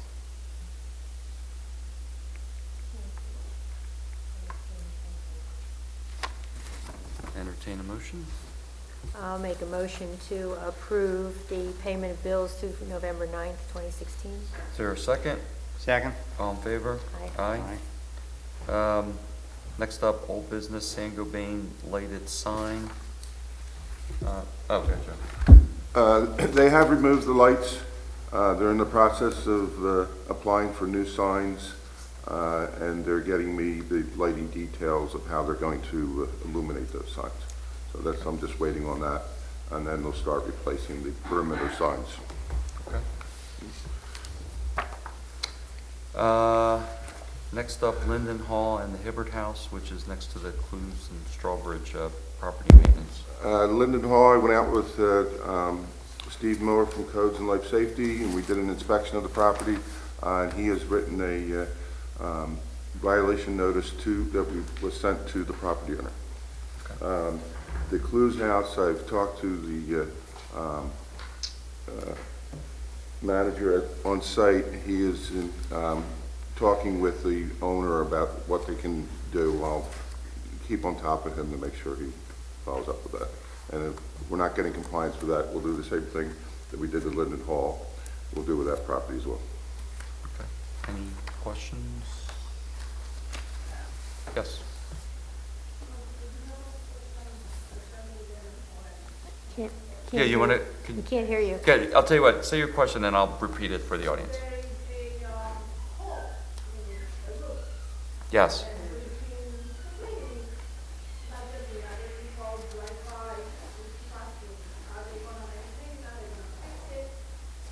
So, just so people watching the video, for those who do that, the question was, the roof of Linden Hall has had a hole in it for some time, and one of the things we have been trying to work with the owner of Linden Hall, and what Joe just mentioned was we served them violations concerning Linden Hall. I don't know how many violations there were, but there were several. So they have been served with, what exactly served it with? Okay, thank you. The poles have been covered temporarily with the roofs are in bad shape, so they'll need to be, they're going to need work on the roofs. And there's actually,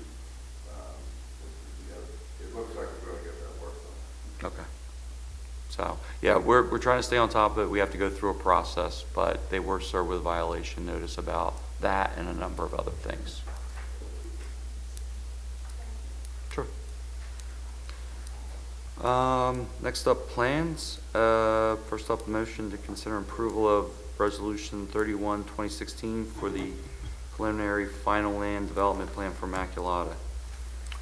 On this plan, we submitted a draft to the applicant. The applicant had changes that we went back and forth on, and they have since then signed the resolution, so they're in agreement with all the conditions, and the terms of the resolution. On this particular one, it's pretty much all standard language and the waivers that were outlined in prior review letters and on the plan. Anybody have any questions? No? Yeah, that's fine. And just, I know there's some people that are here for the first time. Our standard practice now is to review the plans, the actual physical plans with the developer, and then actually adopt a resolution approving the plan the following month to give the board and any residents an opportunity to review it. That's a practice I think we started maybe 3 or 4 months ago. So I think it's for the better. And we're still fine tuning it. The goal is to have the final signed plan in your packet before the meeting. But we went back and forth with all these particular developers. Right. So just a little background. Okay, with that being said, I'll entertain a motion. Make a motion to approve Resolution 31-2016, the approval of the preliminary final land development plan for Immaculata University Student Engagement Center. Is there a second? A second. All in favor? Aye. Next up, a motion to consider approval of the Resolution 32-2016 for the master plan, Great Valley Corporate Center mixed-use development on the western side of Route 29. And this one is standard language except for a couple things. And once again, the developer has approved it after there were changes and has signed the resolution. Because this is a master plan under your ordinance, I'm handling it a little bit differently than a normal plan approval. Under the MPC, there's only a preliminary plan and there's a final plan. There's no master plan or sketch plan or mandatory sketch. So there's a case out there that has interpreted those requirements as saying that if you have a mandatory sketch, that's tantamount to preliminary plan approval, and preliminary plan approval vests certain rights.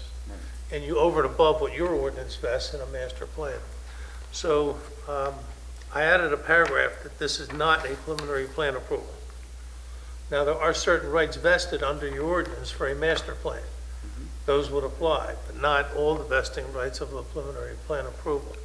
And also along those lines, we added special language about the historic structures. You have a provision in your ordinance about demolishing historic structures. This master plan would show the potential for some demolition. So I added a paragraph to the resolution saying that that issue is remaining open until final, that the approval of this master plan does not grant permission to demolish those structures. It doesn't say you're prohibited either. It's just going to be an open issue until plan approval, when they have a better idea how they're building out and exactly in what manner they're building out, and then that'll spark whether demolition is necessary, and if so, under what conditions, and go through the process at that point. So this just preserves that issue. It doesn't grant or deny the demolition. Other than that, the rest of it's standard language. Oh, there is one more thing. We passed a 209 impact fee resolution at the last meeting. If you calculate the proposed road improvements from this developer, they are tremendously higher than the 209 calculation that I think we're going to eventually end up with. So I specifically listed the improvements in the resolution that the applicant outlined for you at your meeting as being what they're going to do in the stages that they're going to do it, which to be candid with you, I think is very generous of the developer. These are substantial improvements, and they're definitely higher than what you would get through Act 209. And through the McMahon Associates review letter, that addresses the timing and sequencing of those traffic improvements. Yes.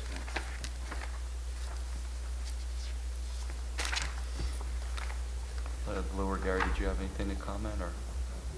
Okay. Oh, yeah, sure. Yeah, please.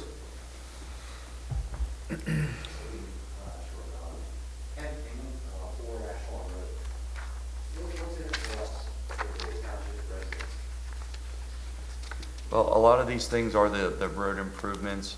The other thing that they are providing is a really large pavilion in the center. That's something that can be used as a community venue.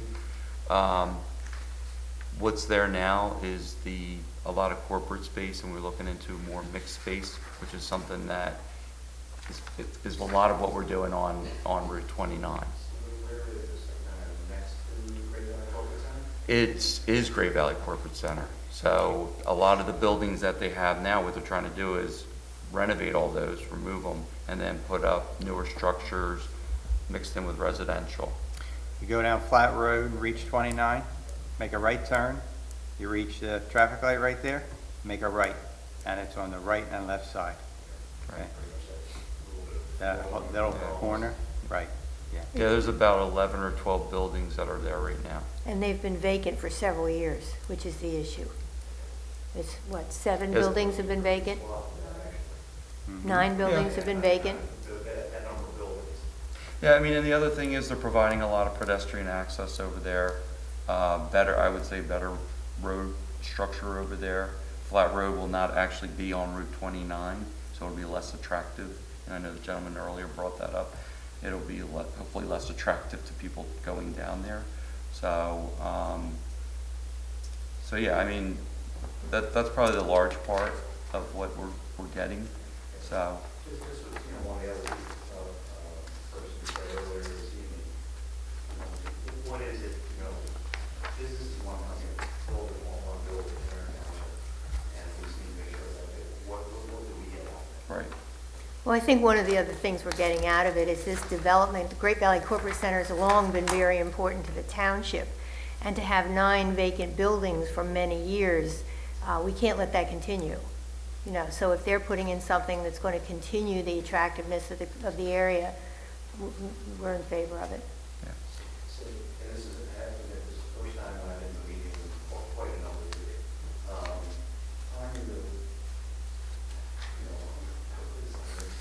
It'd be good to see if, when a plan is proposed and when you're looking for target date to vote on it.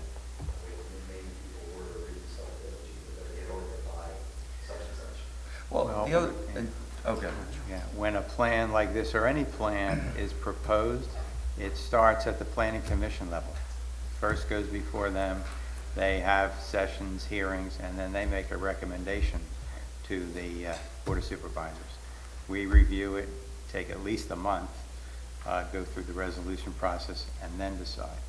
But a lot of the heavy lifting is done at the planning commission level. The planning commission agenda is on the internet site every month, so you could also monitor it regularly and see what plans are proposed or pending. Okay, I thought you were going to. The last thing I just want to add, because I know there's been some question like, hey, why are we doing all this development and all this other stuff? With the Great Valley Corporate Center, with these changes, the Liberty Properties, one of the things we asked them to do is actually reach out to the neighbors and say, look, this is what we're proposing. We solicited, and because it was at the township's request that they did, I think you did 3 presentations.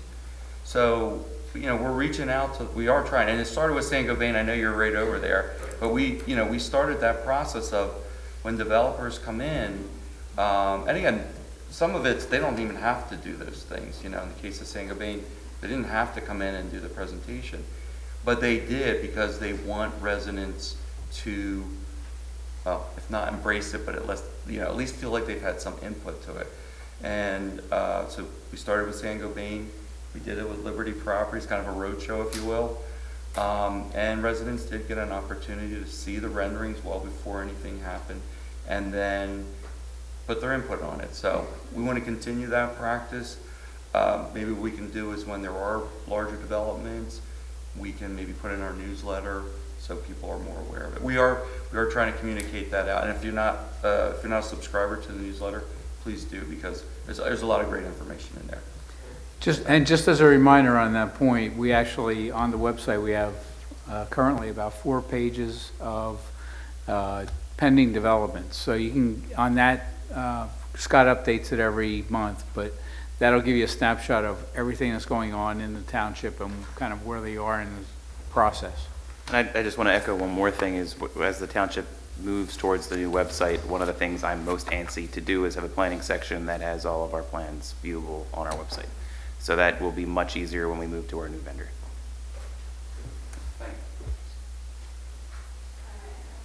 Sure.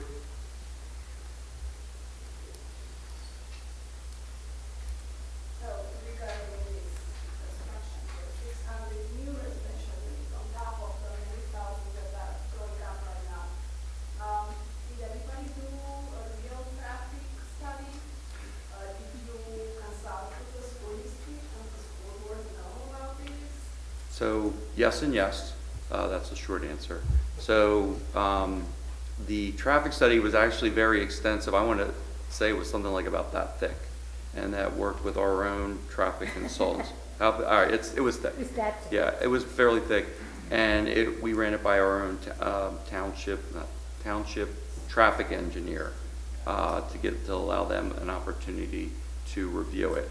And that's actually, so from about here to here resulted in a lot of road improvements, including better signalization on Route 29, widening of Route 29. Again, trying to have a road that cuts off of Route 29 towards the Great Valley Corporate Center, and then Flat Road come off of that, so it kind of obscures Flat Road a little bit more. And they also, I believe, provided a fiscal impact document that was shared with the school board, if that answers your question. Did you guys discuss the impact that these many other new units will have on the schools and the number of potential students and what does it mean for transportation, for the schools, you know? Yeah, so. There's a lot of kids coming in from Atwater that the school didn't really. Well, they did have the information. They did have the information. There was information provided. A lot of these units that they're talking about, again, are apartments. And they're going to be phased in. It's not like they're just dropping 600 units. There's the 3 phases to the development, and they're going to phase those in, again, if market demands. I mean, so they may put in 200 and decide that's it. So,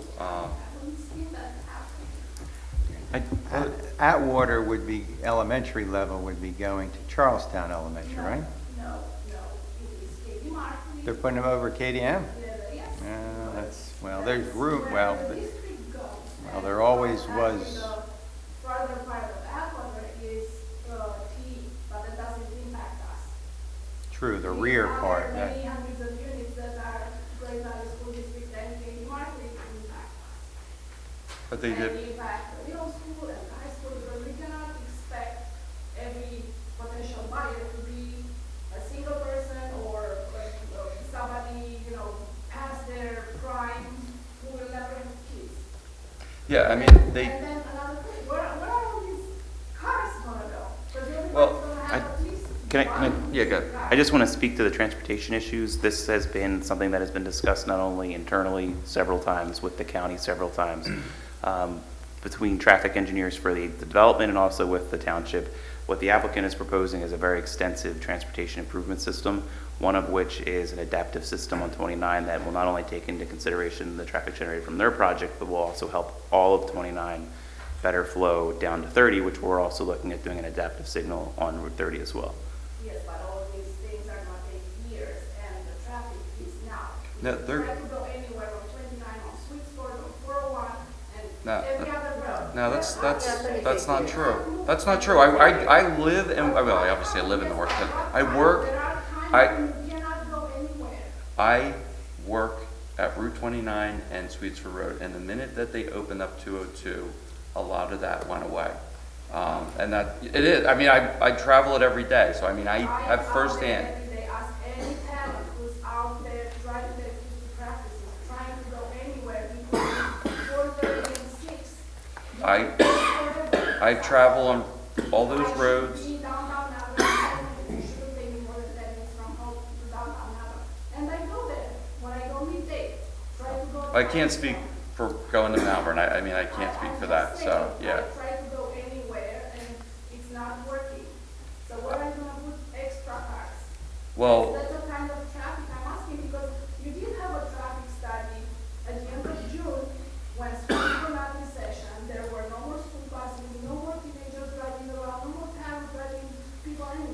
had a traffic study for the other construction on Maverick Road. So are those results, how are they like valid when you compare them to a real? Well, they do have standards that they meet, and they look at certain criteria as far as the traffic flow. It's scientific. I don't know the science behind it, but that's why we have experts that look at these things. And you mentioned that a lot of people come to meetings, the information is not, you're not very open to sharing that information. It's very hard to use around your website. Well, that's why I agree with that, right? Just so you know, you were not alone in that assessment. That was something that became crystal clear when we did the comprehensive plan, which is why we are upgrading the website to make it easier for people to navigate. Not just about this, but things that are going on in the township. We want that to be the one-stop shop for people knowing what's going on in the community. So you're right, that the website desperately needs an upgrade, and that's why we're in the process of it.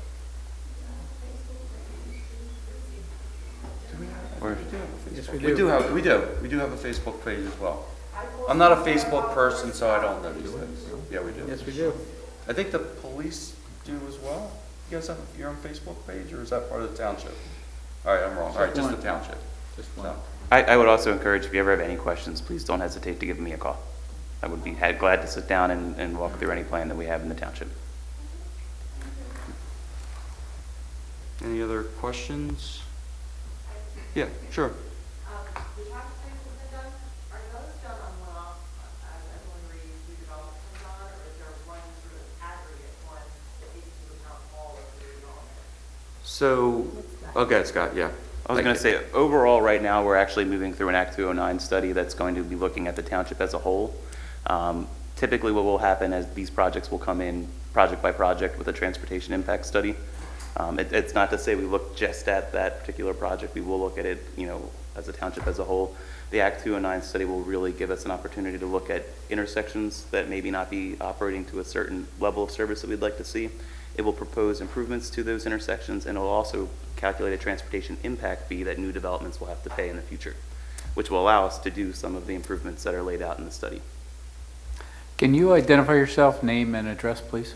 Oh, I'm sorry, we're not the, everyone bring up. Did you get that? I'm sorry, I didn't hear, understand what you said, Laura, but that, I live on Frank Avenue. Thank you. Yeah, I mean, we recognize that, there are some hotspots in the township, and we did decide to do an overall traffic study, and then we decided later to make it part of the Act 209. Any other questions? And that Act 209 money, we will be collecting from developers. That money will be used for targeted traffic improvements throughout the township.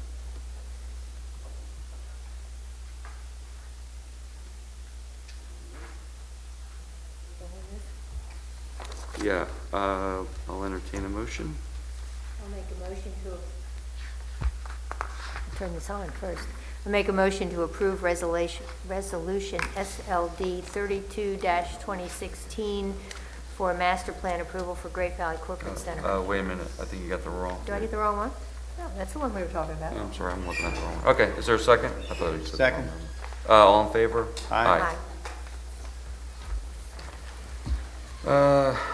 Next up, motion to consider approval of the resolution 33-2016 for the final land development plan for towns at Malvern for 64 units on Frame Avenue.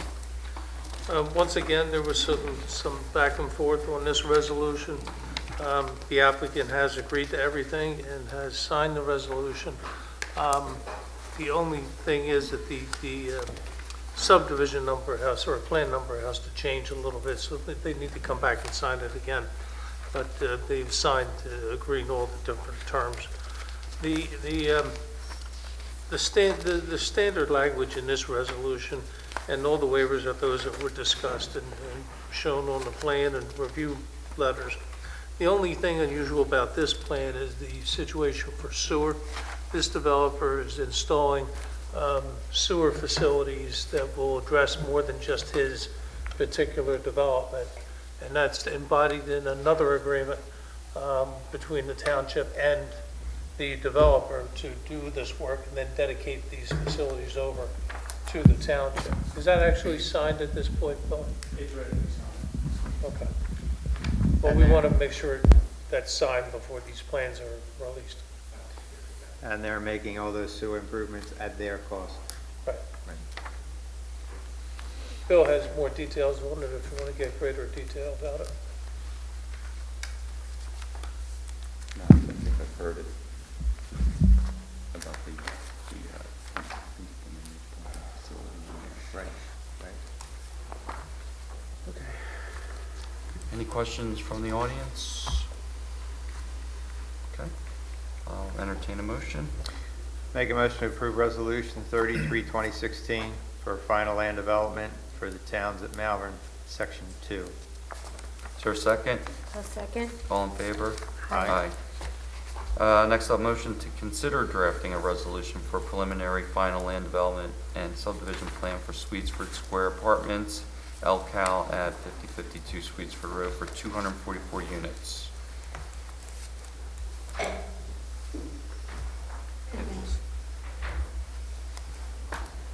Good evening, Denise Yarnoff on behalf of L4. This is a property that you all have seen now for many years in various iterations, and we were last before you for the conditional use plan, which was approved by the board for the apartment mixed-use development. We also attended the last planning commission meeting on our preliminary final subdivision land development plan, and they recommended approval of the plan. We also received all of your consultant review letters. We've had a number of meetings with the consultants, with your township staff. I want to actually thank them for all the time they spent with us. They've been very helpful. And we feel very comfortable with all of the comments in the various review letters, that we can properly address them with all of the various consultants, and we've responded to all of those review letters as well. And we have our whole presentation. I know you've seen it a number of times, so I don't know if you want us to go through it again, or what would you like? Not be a bad idea just to hit any of the highlights, probably, just so people can have a sense of what we're talking about. This is the plan that you've generally seen this plan before, and it shows the existing office building and then the two new apartment buildings, and the associated parking and the community center, along with sidewalks and trails throughout, and walkways throughout the site, including the dog park area and new sidewalk along the whole front. You'll also notice that there are crosswalks across Sweetsford, which have been requested during various meetings and discussions with consultants. And there's crosswalks at both ends of the property, at Liberty and at Valley Street. We've also talked with PennDOT about those crosswalks, and those crosswalks in those locations are acceptable to them. We've also been working closely with SEPTA on the location of the bus stops, and we're continuing to work with them for the most appropriate locations on actually both sides of the street. The access is the same as what you've seen before, and there's a new and additional stormwater management that will be put in place and installed as part of this program. As I mentioned earlier, pretty much all of the conditions of approval are acceptable and can be complied with, and we can address with the township engineer and other consultants and the staff. The one issue that we did want to talk with you about had to do with infiltration, which is a waiver that we requested, and we have provided a waiver list to the township and to the township engineer, who has reviewed that and has supported all of the waivers except had raised an issue with regard to infiltration.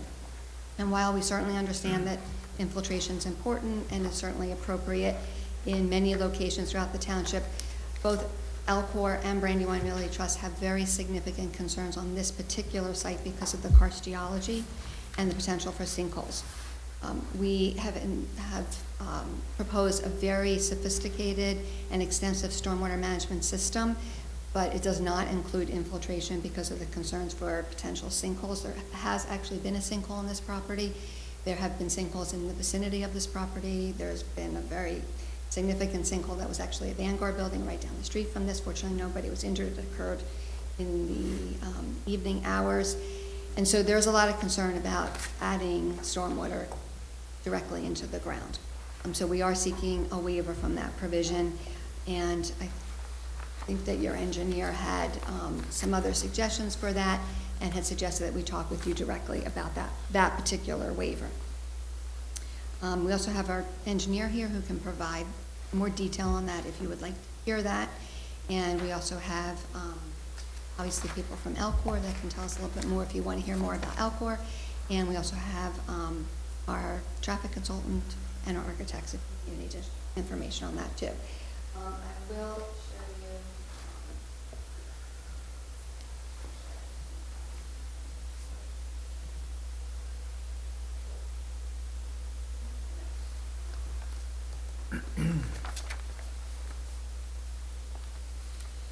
This is a color rendering of the watercolor of the project. This actually is what you've seen before. You saw this during the conditional use hearing. The project is intended to be almost identical to what you had seen before.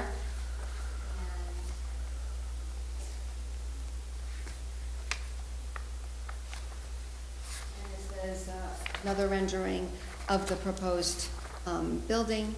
And again, our architects are here if you wanted more information about any of the materials or the architect. So, again, we're here to answer any questions. We can provide any more information you want. Just let us know what else you'd like to hear about. With regard to the infiltration waiver, Arrow requests a letter with justification before they'll make a recommendation to us. Has that? Our position is that, well, number one, we agree with the study in that there shouldn't be, I'll call it, infiltration below a certain point, 6, 8, 10 feet below surface. We agree that there's potential at that point for, potential sample development because of the karst topography. However, we feel that there's also the potential for some shallow DNP facilities that would, help recharge and infiltrate some of the surface water. The ordinance asks the developer to infiltrate a half an inch stormwater. We feel that is, to some degree, can be accomplished by this development, but they haven't provided any of those surface features, and we think that that is a possibility of the site. So that's where we differ. Is that something that might be able to be resolved before our next meeting? I think Not to put everybody on the spot, but it seems like that might be the one hitch to this. So we've had a lot of conversation, and Darrell has provided us a lot of his time in discussing this, and again, that's very much appreciated.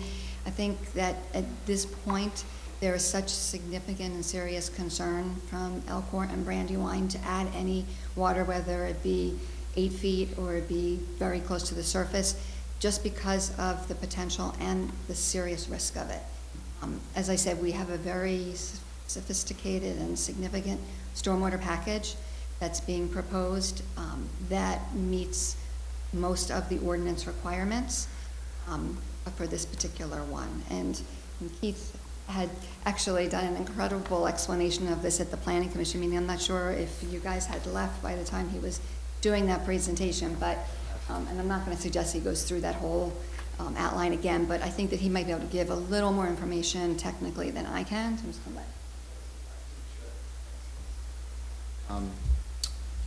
let First, I just want to show, you have here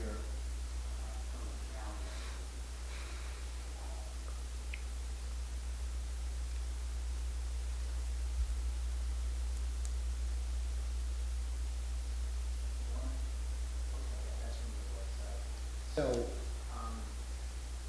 this is a map that shows sinkholes and depressions that have been recorded. Now that's not every one. These are just what have been recorded, documented. Can you use the handheld microphone? Yeah, sorry. Thank you. Not a problem. Yeah, so this is from the county, and it demonstrates sinkholes and depressions that are in the region. As you'll see, our site is here, and it's littered with them across the street at the Great Valley Corporate Center. But like I said, this doesn't incorporate all sinkholes and depressions that have formed. If you're familiar over at Worthington, I was told by the geotech, who happens to be the same geotech on our project, Earth Engineers, that during the construction of this, they found lots of sinkholes and issues over on Worthington, but as you can see from the county map, there's nothing.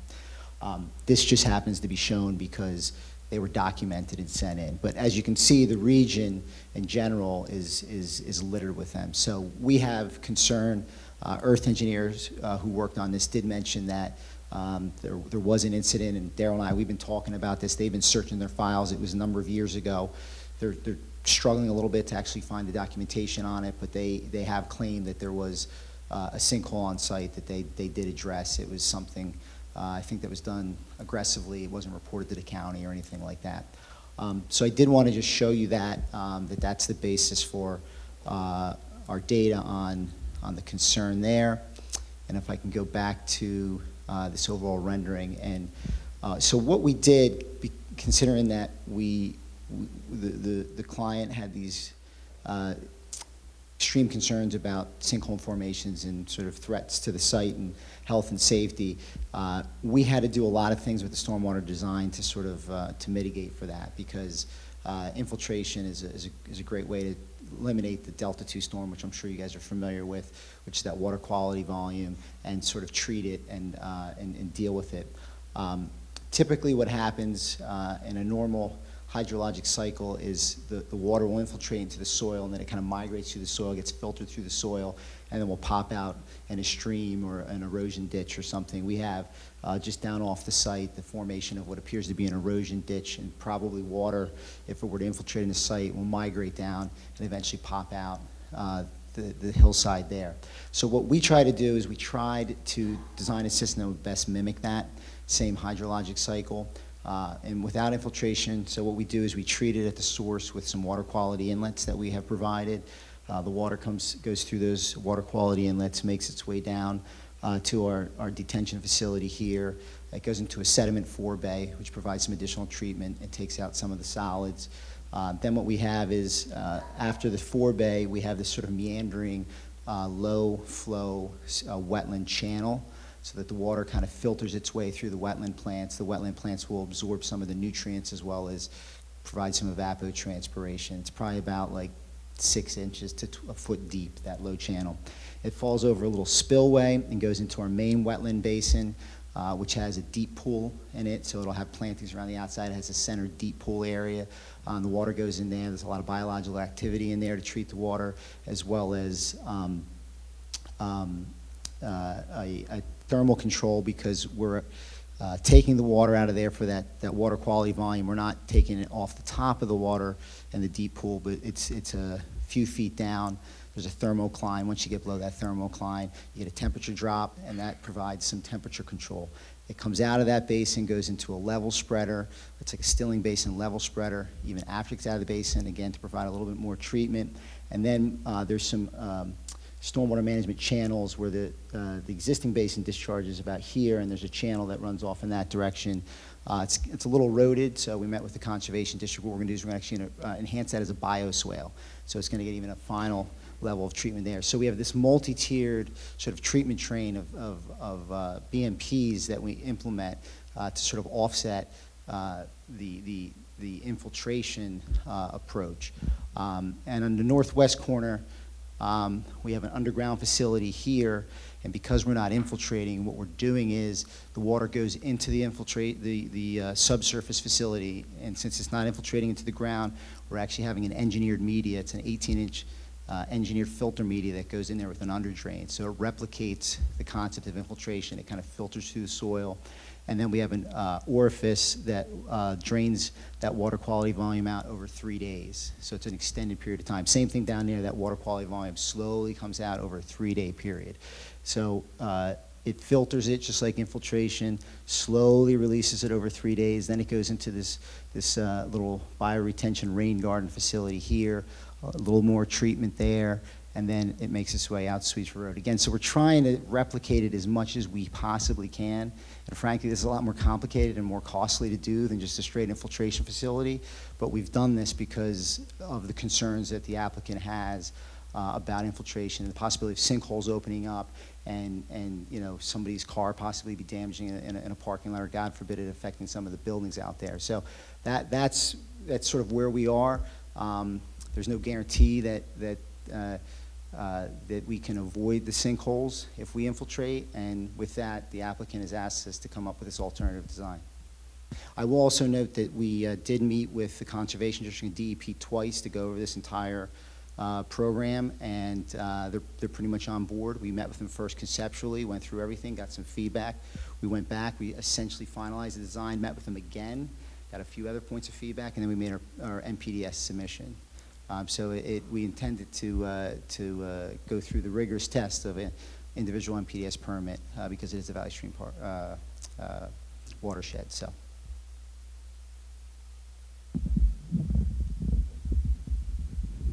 So you have the filtering aspect covered. Yes. Just not the sending some water back down into the aquifer. Yes, some may go to the aquifer. A lot of it will typically pop out, like I said, into the streams.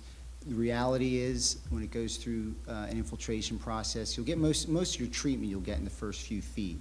After that, everything is just gravy. What you do get, though, is the infiltration is a slower release and it's a longer time period. It probably pops out down in those streams probably over like a 6 or 7 day period. The reason we do 3 days is because that's pretty much what DEP wants. That's what the design criteria is in the BMP manual, mainly because they want that water volume addressed and out of the way, because in Pennsylvania it's about an average of 3 days every rainstorm when you do the math. If we grant the waiver, does this present any issues with our stormwater requirements, the MS4? Well, your requirements, your ordinances require recharge. They are not providing that aspect of the plan. Again, you guys spoke at length Multiple times. several times about how we can resolve it, and we were looking at some surface features, some DMV similar to what you have at Valley Park. We were talking about take that water and recharge it right there in the line. Which is the intent of the order, get the water into the aquifer and not moving down the street somewhere. So, yeah, they have requested a waiver of 2 sections of the order because they're not using those 2 sections. Does DEP, best management practices in the conservation, do they typically require infiltration? And is sinkhole risk enough of an exception for them typically? Well, as Keith mentioned, they did accept the plan as presented tonight without recharge. Our position is And what I could say is we're under review, so if, as part of that review process, we get pushed in this direction with DEP, and we'll have no choice. My We have to question get an is, NPS permit.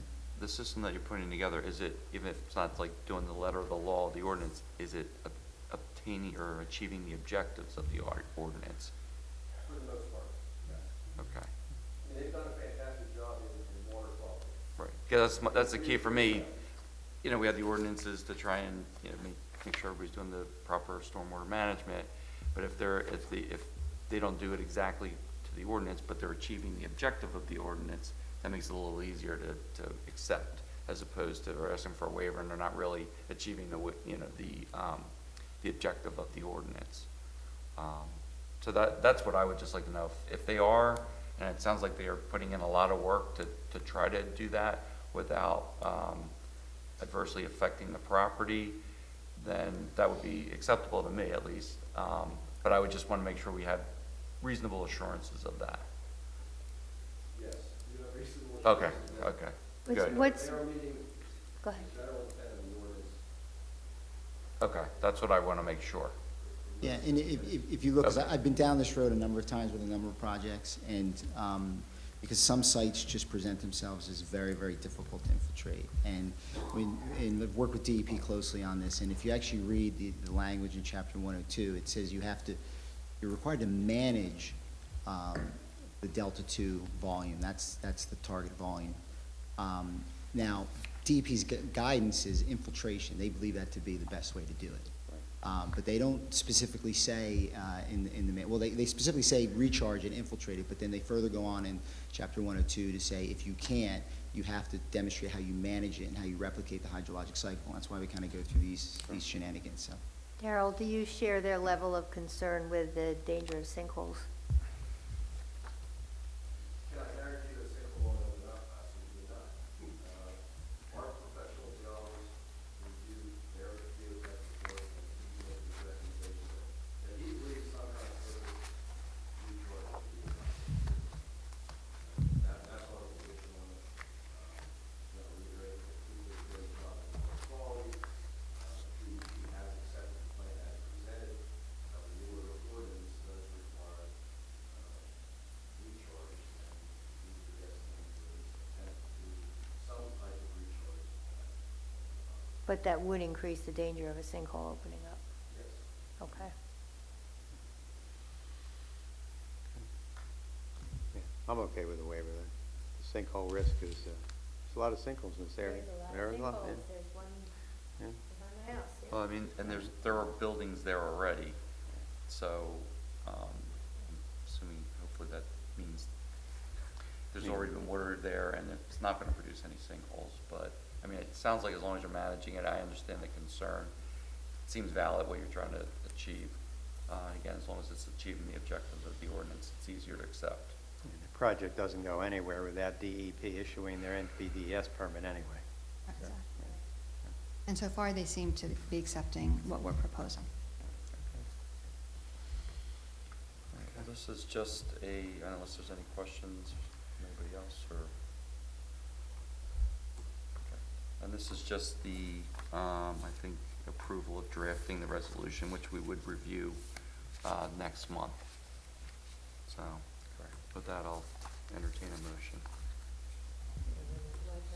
Maybe. Yeah, I'll make a motion to authorize solicitor to draft a resolution for preliminary final land development for Streetsford Square Apartments. Is there a second? Second. All in favor? Aye. Did you say subdivision and land development, just so the record was clear? I didn't say the whole, but I'll add subdivision to that. Thank Thank you. It's not a vote for anything other than tell me to draft the resolution. Right. It's not a vote. But I realize, I just wanted to make sure that Oh, yeah. the resolution to be drafted. Sure. Okay. These guys. We're gonna just take a 5-minute break, and then we are gonna get to the 2017 preliminary budget. I'm gonna need 2 minutes before to explain this billboard.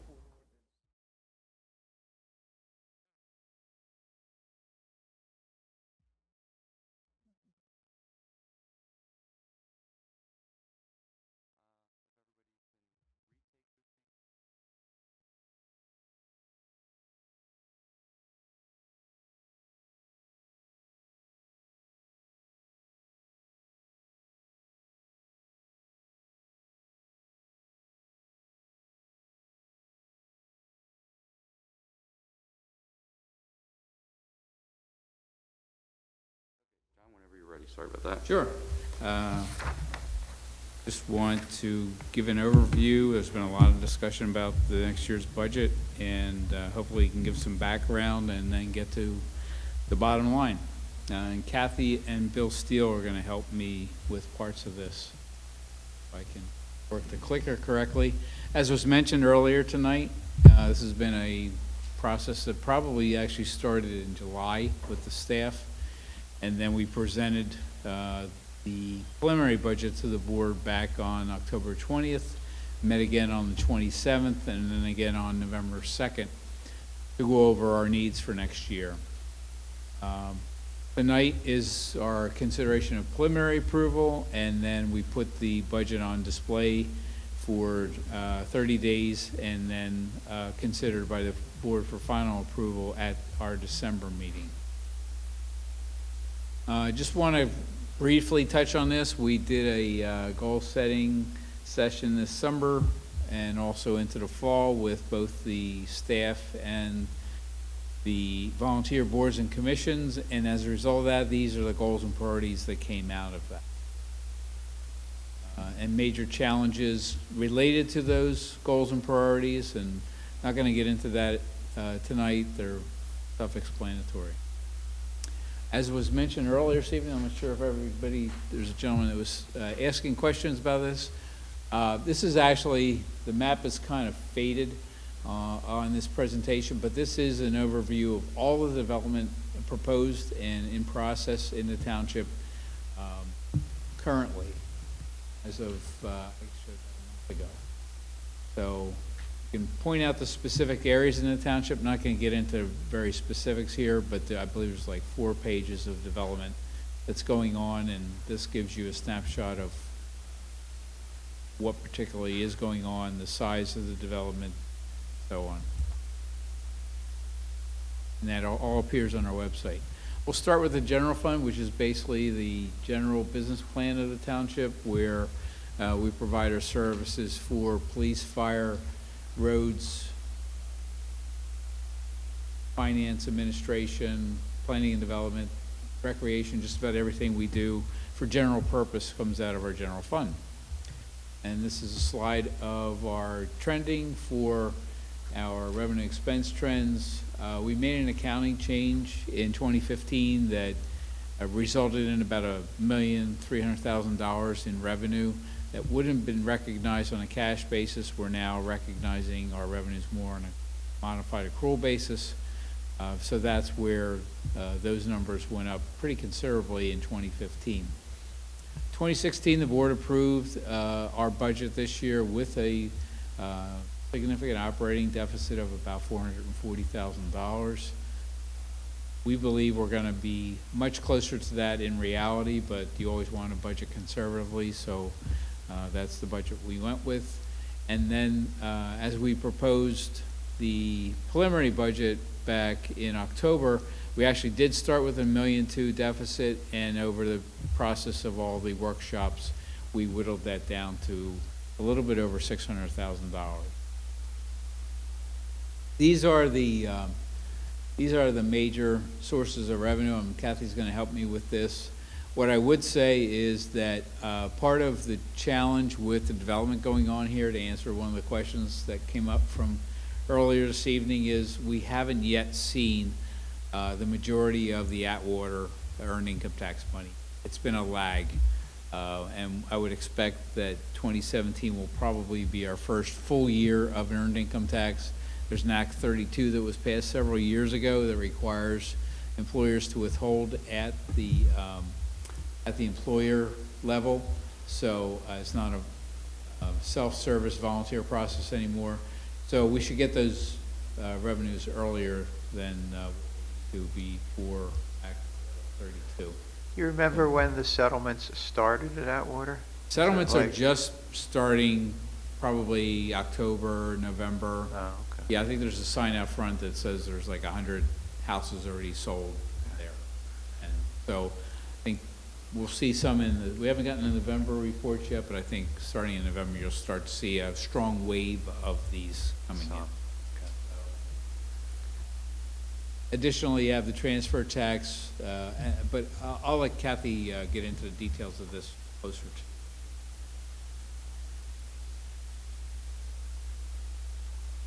For the earned income tax, we were really aggressive this year and predicted 5.4 million based on 2 years ago. Last year, we only actually made 5.1 million, and that's why we were falling short this year. We're expecting all that development to add to our earned income tax for next year, so even though we're coming in 5.1 this year, we're projecting 5.3 for next year. Local services tax is actually looking better than that, but so the 1.2 is probably a really good number for next year, might be better. And the real estate transfer, last year we actually made 1 million. This year we were budgeting for 8, and we're already at $1 million as of October, and with that 850, we're going to be even better. So that it's so hard to predict that number, and so that is actually 1 million's probably conservative, hopefully, with all the development that's going on, but that's our way of making up shortfalls in other areas. And then the permits and licenses. We actually look at all the developments that are out there, and we know what fees we charge for them, so we predict that. But again, that's really, really hard. Last year, we fell way short of what we were thinking because the plans didn't, with all the plans, they didn't come in the time we expected. But with all that we have, we're being conservative again for next year at 1.9 million. About $1.3 million of that would be the building and mechanical and electrical. And one thing I wanted to point out here is for 2016, our grants are in our general fund and our liquid fuels are, and we made an adjustment for next year and they're in different funds. So it looks like our revenue's going down, but actually it's flat for next year with them being taken out of 2016. The only other point I want to make on this slide is we've got a total revenue budget of $10.7 million. 20% of that is actually made up, or actually more than that, almost 30%. If you look at the real estate transfer tax and the permits, licenses, and fees, a lot of that is temporary revenue. That's not going to be here forever. Once the development peaks, then we're going to need to make that revenue stream up, and that's, you know, we're talking 30% of our budget. That's a huge number. This is just a slide to show the breakdown of the real estate taxes between the school district, the county, and the township. Currently, the average taxpayer here, based on an average residential assessment of $204,500, the average tax bill is about $91. As was mentioned earlier tonight, we haven't raised real estate taxes here in over 25 years. We did establish the earned income tax back in 1996. It's adopted at a 0.5% rate, and then that rate has continued through today. We are the 11th lowest real estate tax in the. On the expense side, this gives you our biggest cost is our workforce. We are a service organization, so that's where the most of our budgeted funds are spent. We have 60 full-time employees, and then we also are the beneficiary of a very large part-time pool, full-time equivalents for primarily police and codes and life safety that help us keep those costs manageable. There are no new additional positions in the 2017 budget. I just want to point out there's been some questions as we go through this on some of the categories. Overall, as you can see, we're actually our expenses, because we've moved some expenses to some other funds and because we've kept our expenses manageable, we've actually seen a reduction in expenses for next year of 4.2%. On the administration side, that looks fairly high. It's almost 12%, but we actually moved the information technology function to administration from the police department. We are currently in negotiations in a labor contract, so we are requesting additional funds for our labor attorney, and then there's a number of technology issues, technology initiatives that are being considered for next year. So that's what makes up most of that 11.9%. And then on the planning and zoning side, that is an emerging department. We hired a planning director within the last year, but we also shifted the deputy zoning officer from codes and life safety over to that department, and we added a zoning officer earlier this year. So those are really the pinch points to the expense side. The other departments are pretty much within range. This just gives you a pie chart of how our expenses lay out. And as you can see, over 2/3 of our expenses are salaries and benefits. Most of our costs are through collective bargaining agreements. We're currently negotiating with the firefighters. You can see these are the rates that we are obligated to pay as part of those contracts. These are the pensions that over time, we have 3 different pensions that we fund, and this is the minimum township obligation for those pensions. Healthcare costs, those continue to increase. We switched to a new insurer in February of this year, saving 17% from the prior year, and in January of next year, our renewal rate is 7.5%, or half of the rate cap that we negotiated with the new insurer. If you want to look at one document for the entire budget for the general fund, this is probably where you should look. This is basically a P&L for the township, and it goes back to 2014, and it's projected through 2017. What I'll point out to you is, I mentioned earlier that the board passed late 2015, passed a final budget for 2016 with a deficit of about $440,000. We're pleased to report that with some unexpected revenues, specifically the Liberty transfer tax money of $850,000 and the sale of the Public Works garage at $500,000, the revenues are projected to almost hit $12,800,000 next year, which will add to our fund balance, or our rainy day fund, so we'll be in better position in 2017. The deficit for 2017 has been projected at a little over $600,000.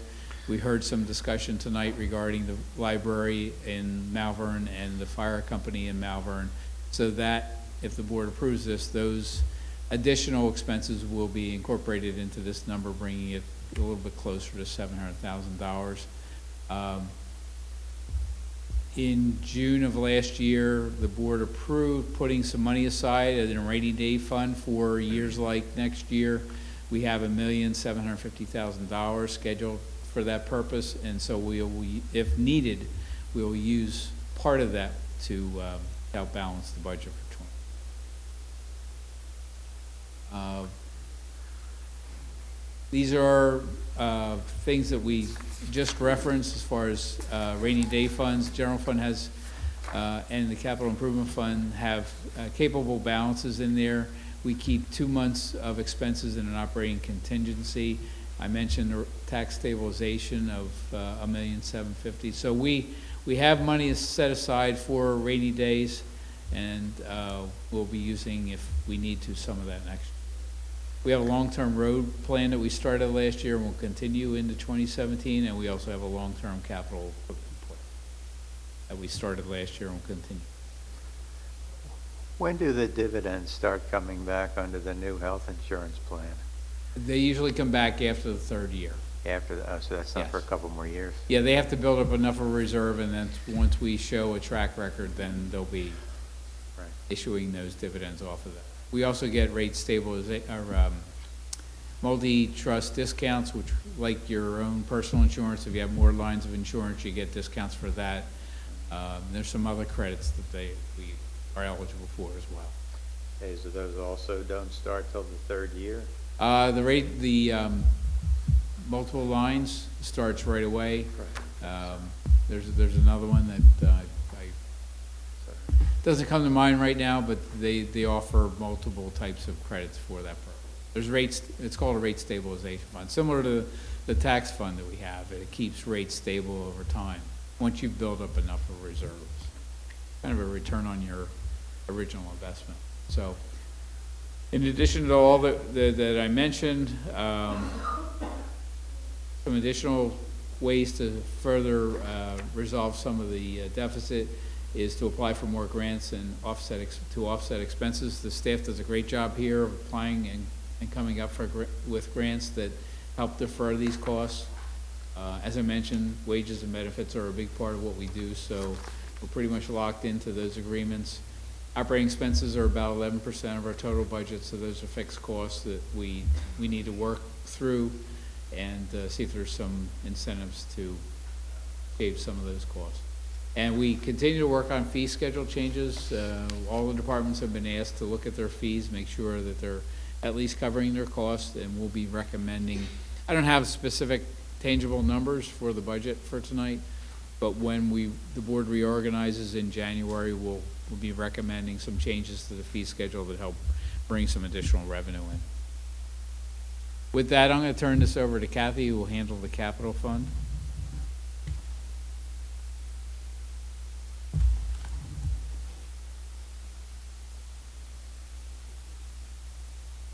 The beginning balance for the capital fund we're projecting for the end of the year will be 4.4 million. The revenues that you're seeing there, that comes from, we moved the Arley grant from the general fund over to this fund. And so it's 450,000 that we should get reimbursed for putting in traffic signals. I think it's on Route 30 for all that timing. And we had gotten the grant 2 years ago, and we have to finish it up next year. So that revenue is in there, and also amortization for future capital expenditures. We charge our general fund, and then we take the credit here to build up where the expenses actually come out of here. That Arley money, that comes from the state? I believe, I'm not sure, I believe it is. Yeah, that's automatic red light. Okay. Automatic red light. Okay. Most of it. This chart gives you an idea of our capital improvement fund for the past 3 years. The beginning balance was really large last year, the 9 million, because that was the income for our public works building. And so the expenses there, it was 6 million last year, mostly for the public works. And then we finished up this year, and that's why it was so high, 1.2 million there. The $3 million we had transferred in from the general fund, that shows in 2015. And then again, this year, we had extra money from the Public Works building, and that's the transfer to the park fund, 400,000. We anticipate transferring by the end of the year. And for 2017, that's the numbers I just showed you on the previous slide, and I'll show you the detail for that. This is where we need to spend money next year, where we've preliminarily approved it, and I'll show you the detail, but everything that we spend, if you'll look at the footnote there, everything that we approve now, we also approve next year. If our cash flow is bad, some things will be delayed. And we'll delay it till later in the year, or we'll just, won't make the purchase at all. And we're looking at possibly downsizing some of these. Instead of it like an expedition, we might go more with an Explorer. Well, potentially, these are all scheduled, but when we go to make we'll look at the quality, Yeah. how, if the vehicle it's a really fit. needs to be done, we'll look at the mileage, and we could push it off till the next year. Well, not even that is, Oh. do we really need an expedition? Could a smaller, do we need an SUV? Can we get a smaller SUV? Something like that. I think that was something we had talked about in Something to be talked the about. workshops. So. Right, this would be the high end, and you're right, we could change the size of the vehicle. So if I could, we would this year for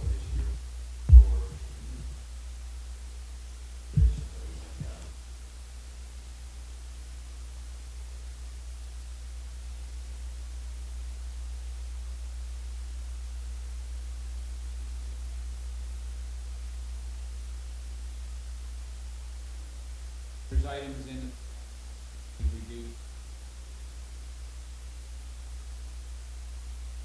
This is mostly our IT budget for laptops and items, and it's rather modest.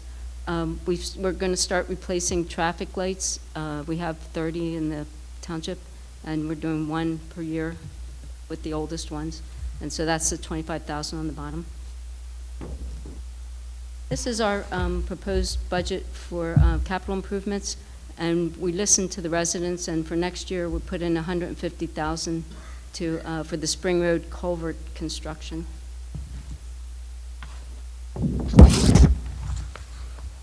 Capital improvement.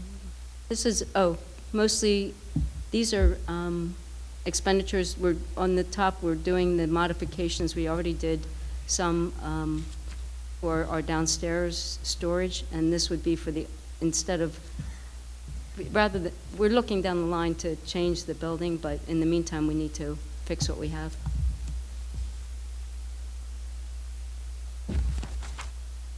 These are not really fixed assets, but they're expenditures, miscellaneous expenditures that we charge to our capital fund. And you'll see here the transportation impact study will be in place for next year. And part of that will be paid by the fees that we actually charge. So they're not reflected in our revenue, but we are showing this in our expense. And then the Business Route 30 corridor plan is a big piece of what we'll be doing next year. And with this capital plan, we're not projecting, or we're not planning any tax increases for next year. And with that, I will turn it back. Oh, sure. Okay. Let me just finish on that slide, if I may. As Kathy said, no tax increase proposed for next year. The board and the staff will continue to evaluate the budget and township operations where we contain costs. And our tax climate for residents and businesses remains very favorable. Services provided by boards, commissions, volunteers play a significant role in containing costs, and we'll continue to work with developers to complete projects that will fund transportation improvements, keep taxes affordable, ensure a healthy business climate, and prevent blight of residents. With that, I'll ask Bill Steele to help Kathy on the sewer and sewer capital funds.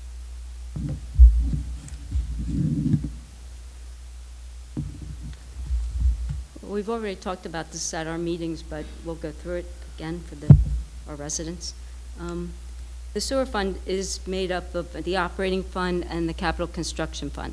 So we're going to talk about both of those and then a combined numbers.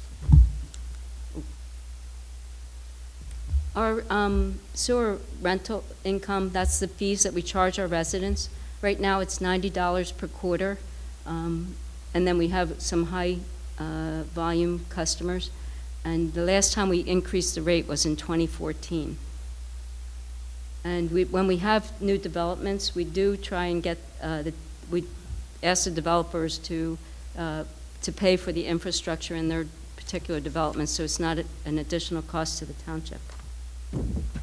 Most of the sewer operating expenses, as you can see, a large part of it is the sewer conveyance and treatment. Our treatment is at Valley Forge Sewer Authority, and then some of our conveyance is through other townships, so we have to pay for that. And then it's our own infrastructure is part of the cost.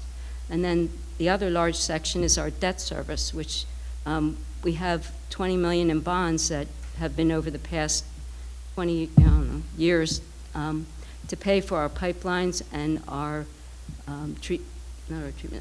pump stations, and we also had to contribute to the Valley Forge Sewer Authority when they did a lot of construction over there. That was a $12 million bond. And so that's where most of the cost is coming for that we need to fund for our operating budget. If there were no more additional capital borrowings for sewer improvements going forward, the bonds, if, that's what I said, if. We don't have any planned. The current outstanding debt would be paid off over how many years from now? Most of our bonds are done in 2039. 2039, okay. Yeah, some we refunded in 2012, and so the timing, I think one of them will be done in a few years, and then there will be two more that go to 2039 in the sewer. We also have bonds in our general fund for the Public Works building, and that, I believe, is also 2039. Is it equally over the period from now till then about? If we have $20 million outstanding now, and this is 2017? So for the sewer, it's the balance is down, and the sewer part was 20 million, and the what's in our general fund is 8 million, which we just refunded some of that. Is it about equally over the next 22 years then? The cost, you mean? The principal pay down. the principal pay down for one bond it will be done in, I think it's like 4 years. And then the other, it is equal over the years. It's about, for the sewer fund, it's about $1.3 million every year is our debt, and that's interest and principal. On this slide, what I wanted to make a point is that with the revenues, I wanted to make a point that with the revenues, this was a sewer rate study that we just had done, and they were projecting out to 2019. And at the current revenue rate, we would have used up our cash balances by 2019. This is on the operating budget. So we're starting out with $2.5 million, and by the end of 2019, at the current rates, we would be in the hole.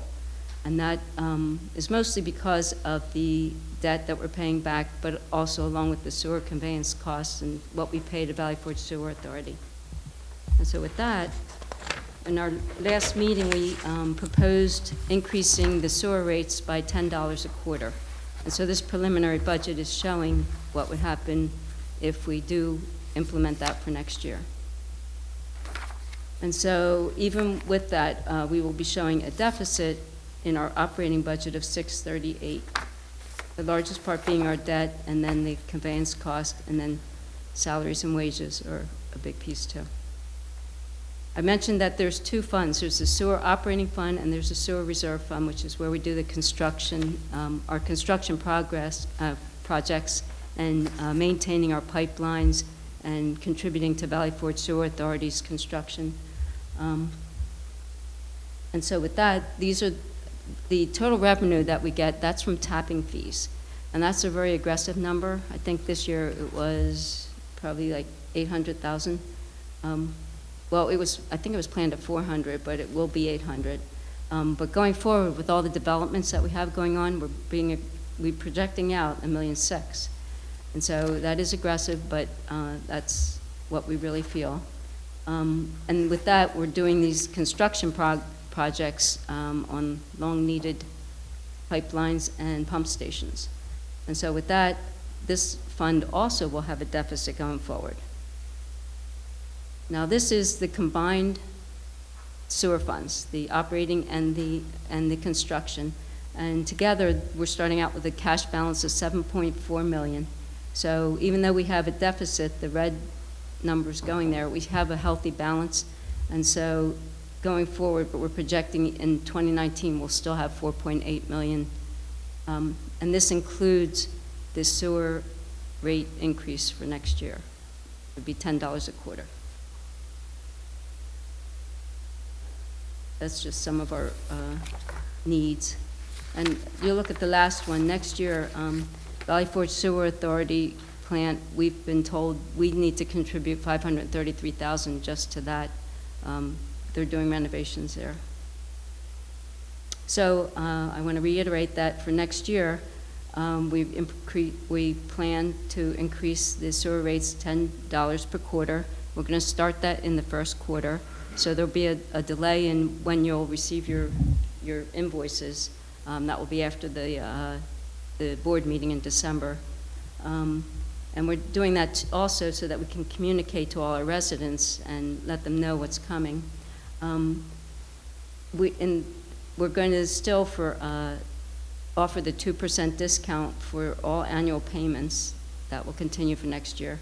And then next year, we're also going to introduce online credit card payments, and it will probably happen for the second quarter bills. There's a question? Questions? Right back there.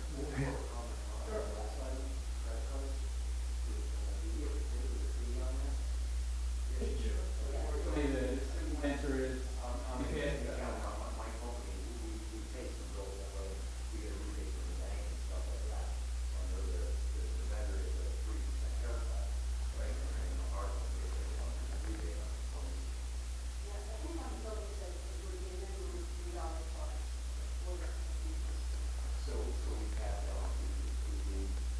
For the resident. No charge to the, correct. If you go in on the internet, it'll ask you, they'll tell you when you're going to get charged this amount, and you have the option to find it or approve it. And you get a separate charge for the store fee and a separate charge for the processing. Sure. And the last slide is just kind of a summary of the next, after tonight, December 14th, which is the final board meeting of the year. We're scheduled to provide or recommend final approval of the budget for next year. How's our tapping fee compared to surrounding areas? Are we reasonable, high, low, middle? I think we're reasonable. I think we're pretty much similar to our neighbors. Yeah. I think their difference is a little less. I think most of them are pretty similar. When's the last time we did a tapping fee study? I believe it was 2007.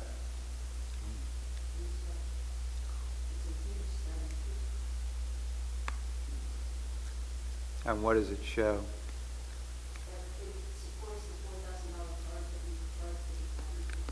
Okay. You have to do a study each time you raise it? Or we just, Raise it or lower? Yeah, we would recommend that. That's why we're doing the rate study for the quarterly fee.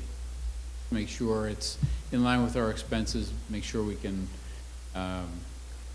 fund future expenses and that we're competitive with what other municipalities may be charging. Fair with what other municipalities. what's the overall condition of the sewer system? I think we do a good job of maintaining it, but it's, you know, when pipes are 50 years old, they're 50 years old. You know, and we've done some replacement projects, for line on 401, maybe trunk line.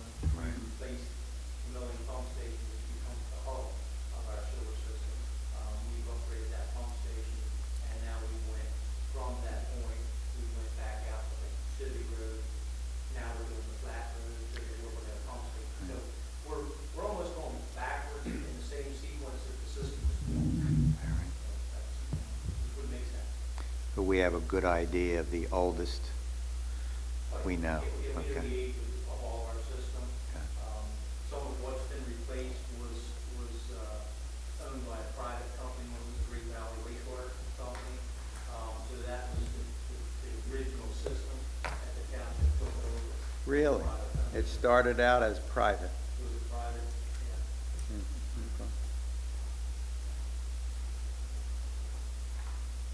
That completes our presentation for tonight. Well, this is the fourth time we've seen it with some adjustments, so that's why wasn't any surprises. And it's something we did talk about in our workshop meetings, so I personally didn't have any issues. I don't know, but if anybody who's left in the audience has any questions. If we're gonna make this, post this, and so everybody can see it, are we gonna put the library and the Malvern Fire Company number back in, and then put it up? I believe that's the consensus of the board. Okay, good. We add those expenses, Okay, yes. good. Okay. Thank you. So I don't see any questions. I will entertain a motion to approve the 2017 preliminary budget. I'll make a motion to approve the 2017 preliminary budget. Is there a second? A second. All in favor? Aye. Aye. Come on, be more enthusiastic. I'll just So make, enthusiastic. if I can, just make note that once, after this has been approved, we'll be posting this on our website as Right. well. The PowerPoint presentation that we went through tonight, as well as the line item budget that is in your binder. Thank you, John. Thank you, Kathy, and the entire staff for your help with this. All right. Next up, consider approval of settlement stipulation assessment appeals. We didn't do, what about B? Hmm? What about B? That's where I'm at. Oh, Am I have a got the different wrong one. guy? I have Wait, something did I in pick there. up the wrong agenda? I could have an old one, I don't know. Settlement stipulations. Okay. All Yeah, you right, might they have took it. this Yeah, off, they took I this know. off, all right, good enough. Okay, cool. You can probably do all four at the same time. That's, okay. Are you gonna give us just a little background, Joe, or? I'm not sure what the background is, or assessment appeals, and everyone's agreed All the to it. assessments went up. Okay. Yeah, there's summaries of the assessment decisions in your packets, and they did all go up. Okay. All right, well, in that case, I'll entertain a motion. I'll make a motion to approve the settlement stipulations on the assessment appeals for Fraser Shopping Center, Paul Jean Realty, and Exeter. Is there a second? A second. All in favor? Aye. Aye. Next up, consider approval to support the 2017 Go Wilma Regional Recreation Program. This was a program that Willistown pitched to us last year. The park board supports it. The board approved it for 2016. It was a very big success. We've actually been a part of this program for a number of years, but 2016 was the first time we funded it in part. So it's kind of a scavenger hunt for the kids. It gets them outside and active and gets them use their brains in the summer. And so it's a very popular program, very inexpensive for us to help support. So staff's recommending continuing that funding for 2017. What's the support, how much is it about? $1,500. Oh, boy, that'll kill us, okay. Yeah. Who coordinates at Willistown? Yes. They're Park and Rec director. So we write a check to Willistown, Correct. and then they coordinate everything. Yes. Malvern does as well. Any questions? Nope. That was more than I expected. I'll entertain a motion. I'll make a motion to support the 2017 Go Wilma recreational program. Is there a second? Second. All in favor? Aye. Aye. Next up, a motion to grant an extension of time for the preliminary plan of O'Neill Bishop 2 property on South Mellon Road to February 8th, 2017. Second. All in favor? Aye. Aye. Motion to grant extension of time for the preliminary and preliminary final land development applications for Lytle grocery store development. That date is March 31st. For March 31st, 2017. I should consider that a motion. Good. Does anybody second? Second. All in favor? Aye. I'll do the next one. Okay. Motion to authorize the advertisement of a public hearing to amend the current sign ordinance regulations. Is there a second? Second. All in favor? Aye. Aye.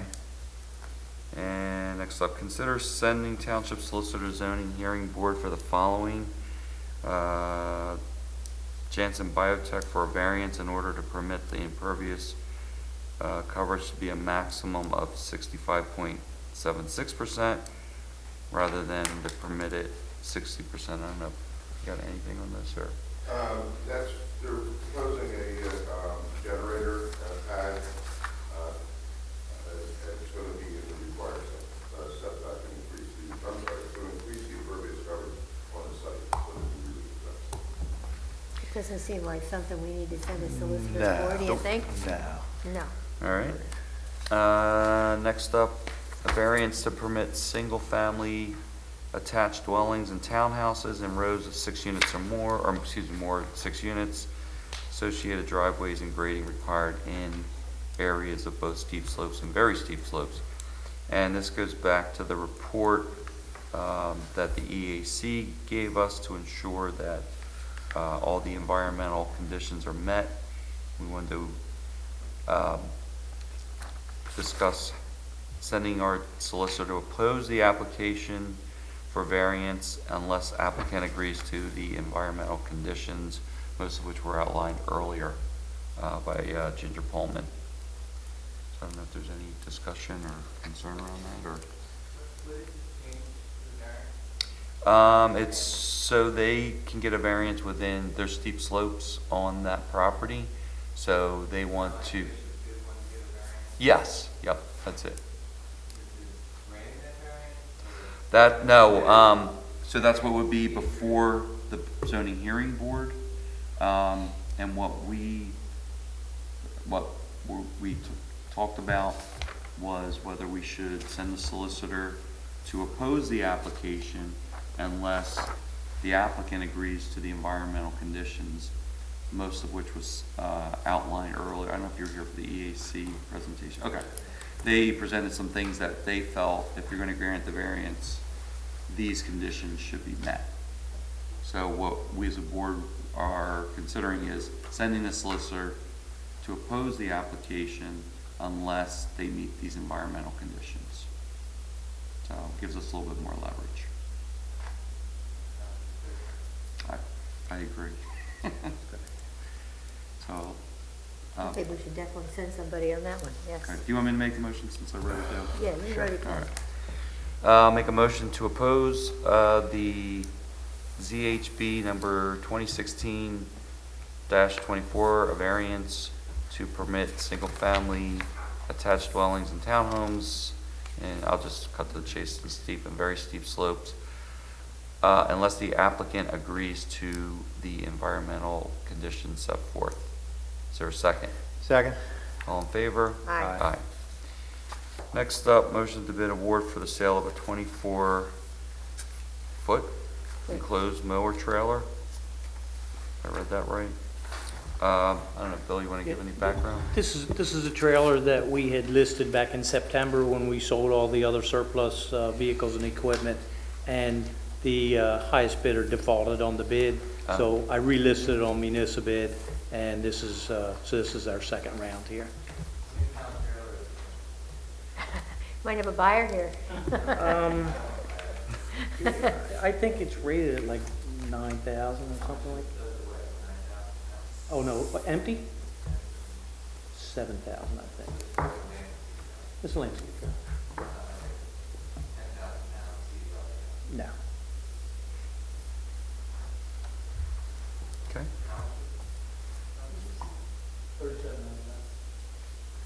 Tell your friends. Any other questions from anybody else in the audience? Board members? Nope. All right, I'll entertain a motion. I'll make a motion to approve the sale of the mower trailer for $3,700 to Beth Thomas. Okay. Is there a second? Second. All in favor? Aye. And we've... No, we're not done, sorry. One to go. Next up is a motion to approve a resolution for the sale of the township garage at 158 Plainbrook Road. I think we've done all the paperwork. This is, what was this again? This is to satisfy the title company. Oh, all right. This authorizes your township manager to sign all the necessary documents to complete sale. Okay. I will make a motion to approve resolution number 34, 2016 for the sale of the township garage at 158 Plainbrook Road. Is there a second? A second. All in favor? Aye. Any other business? We need to go into executive session. Oh, okay, thanks, John. Yeah, so we will be going into executive session probably after we have to sign a bunch of papers. So, other than that, meeting adjourned.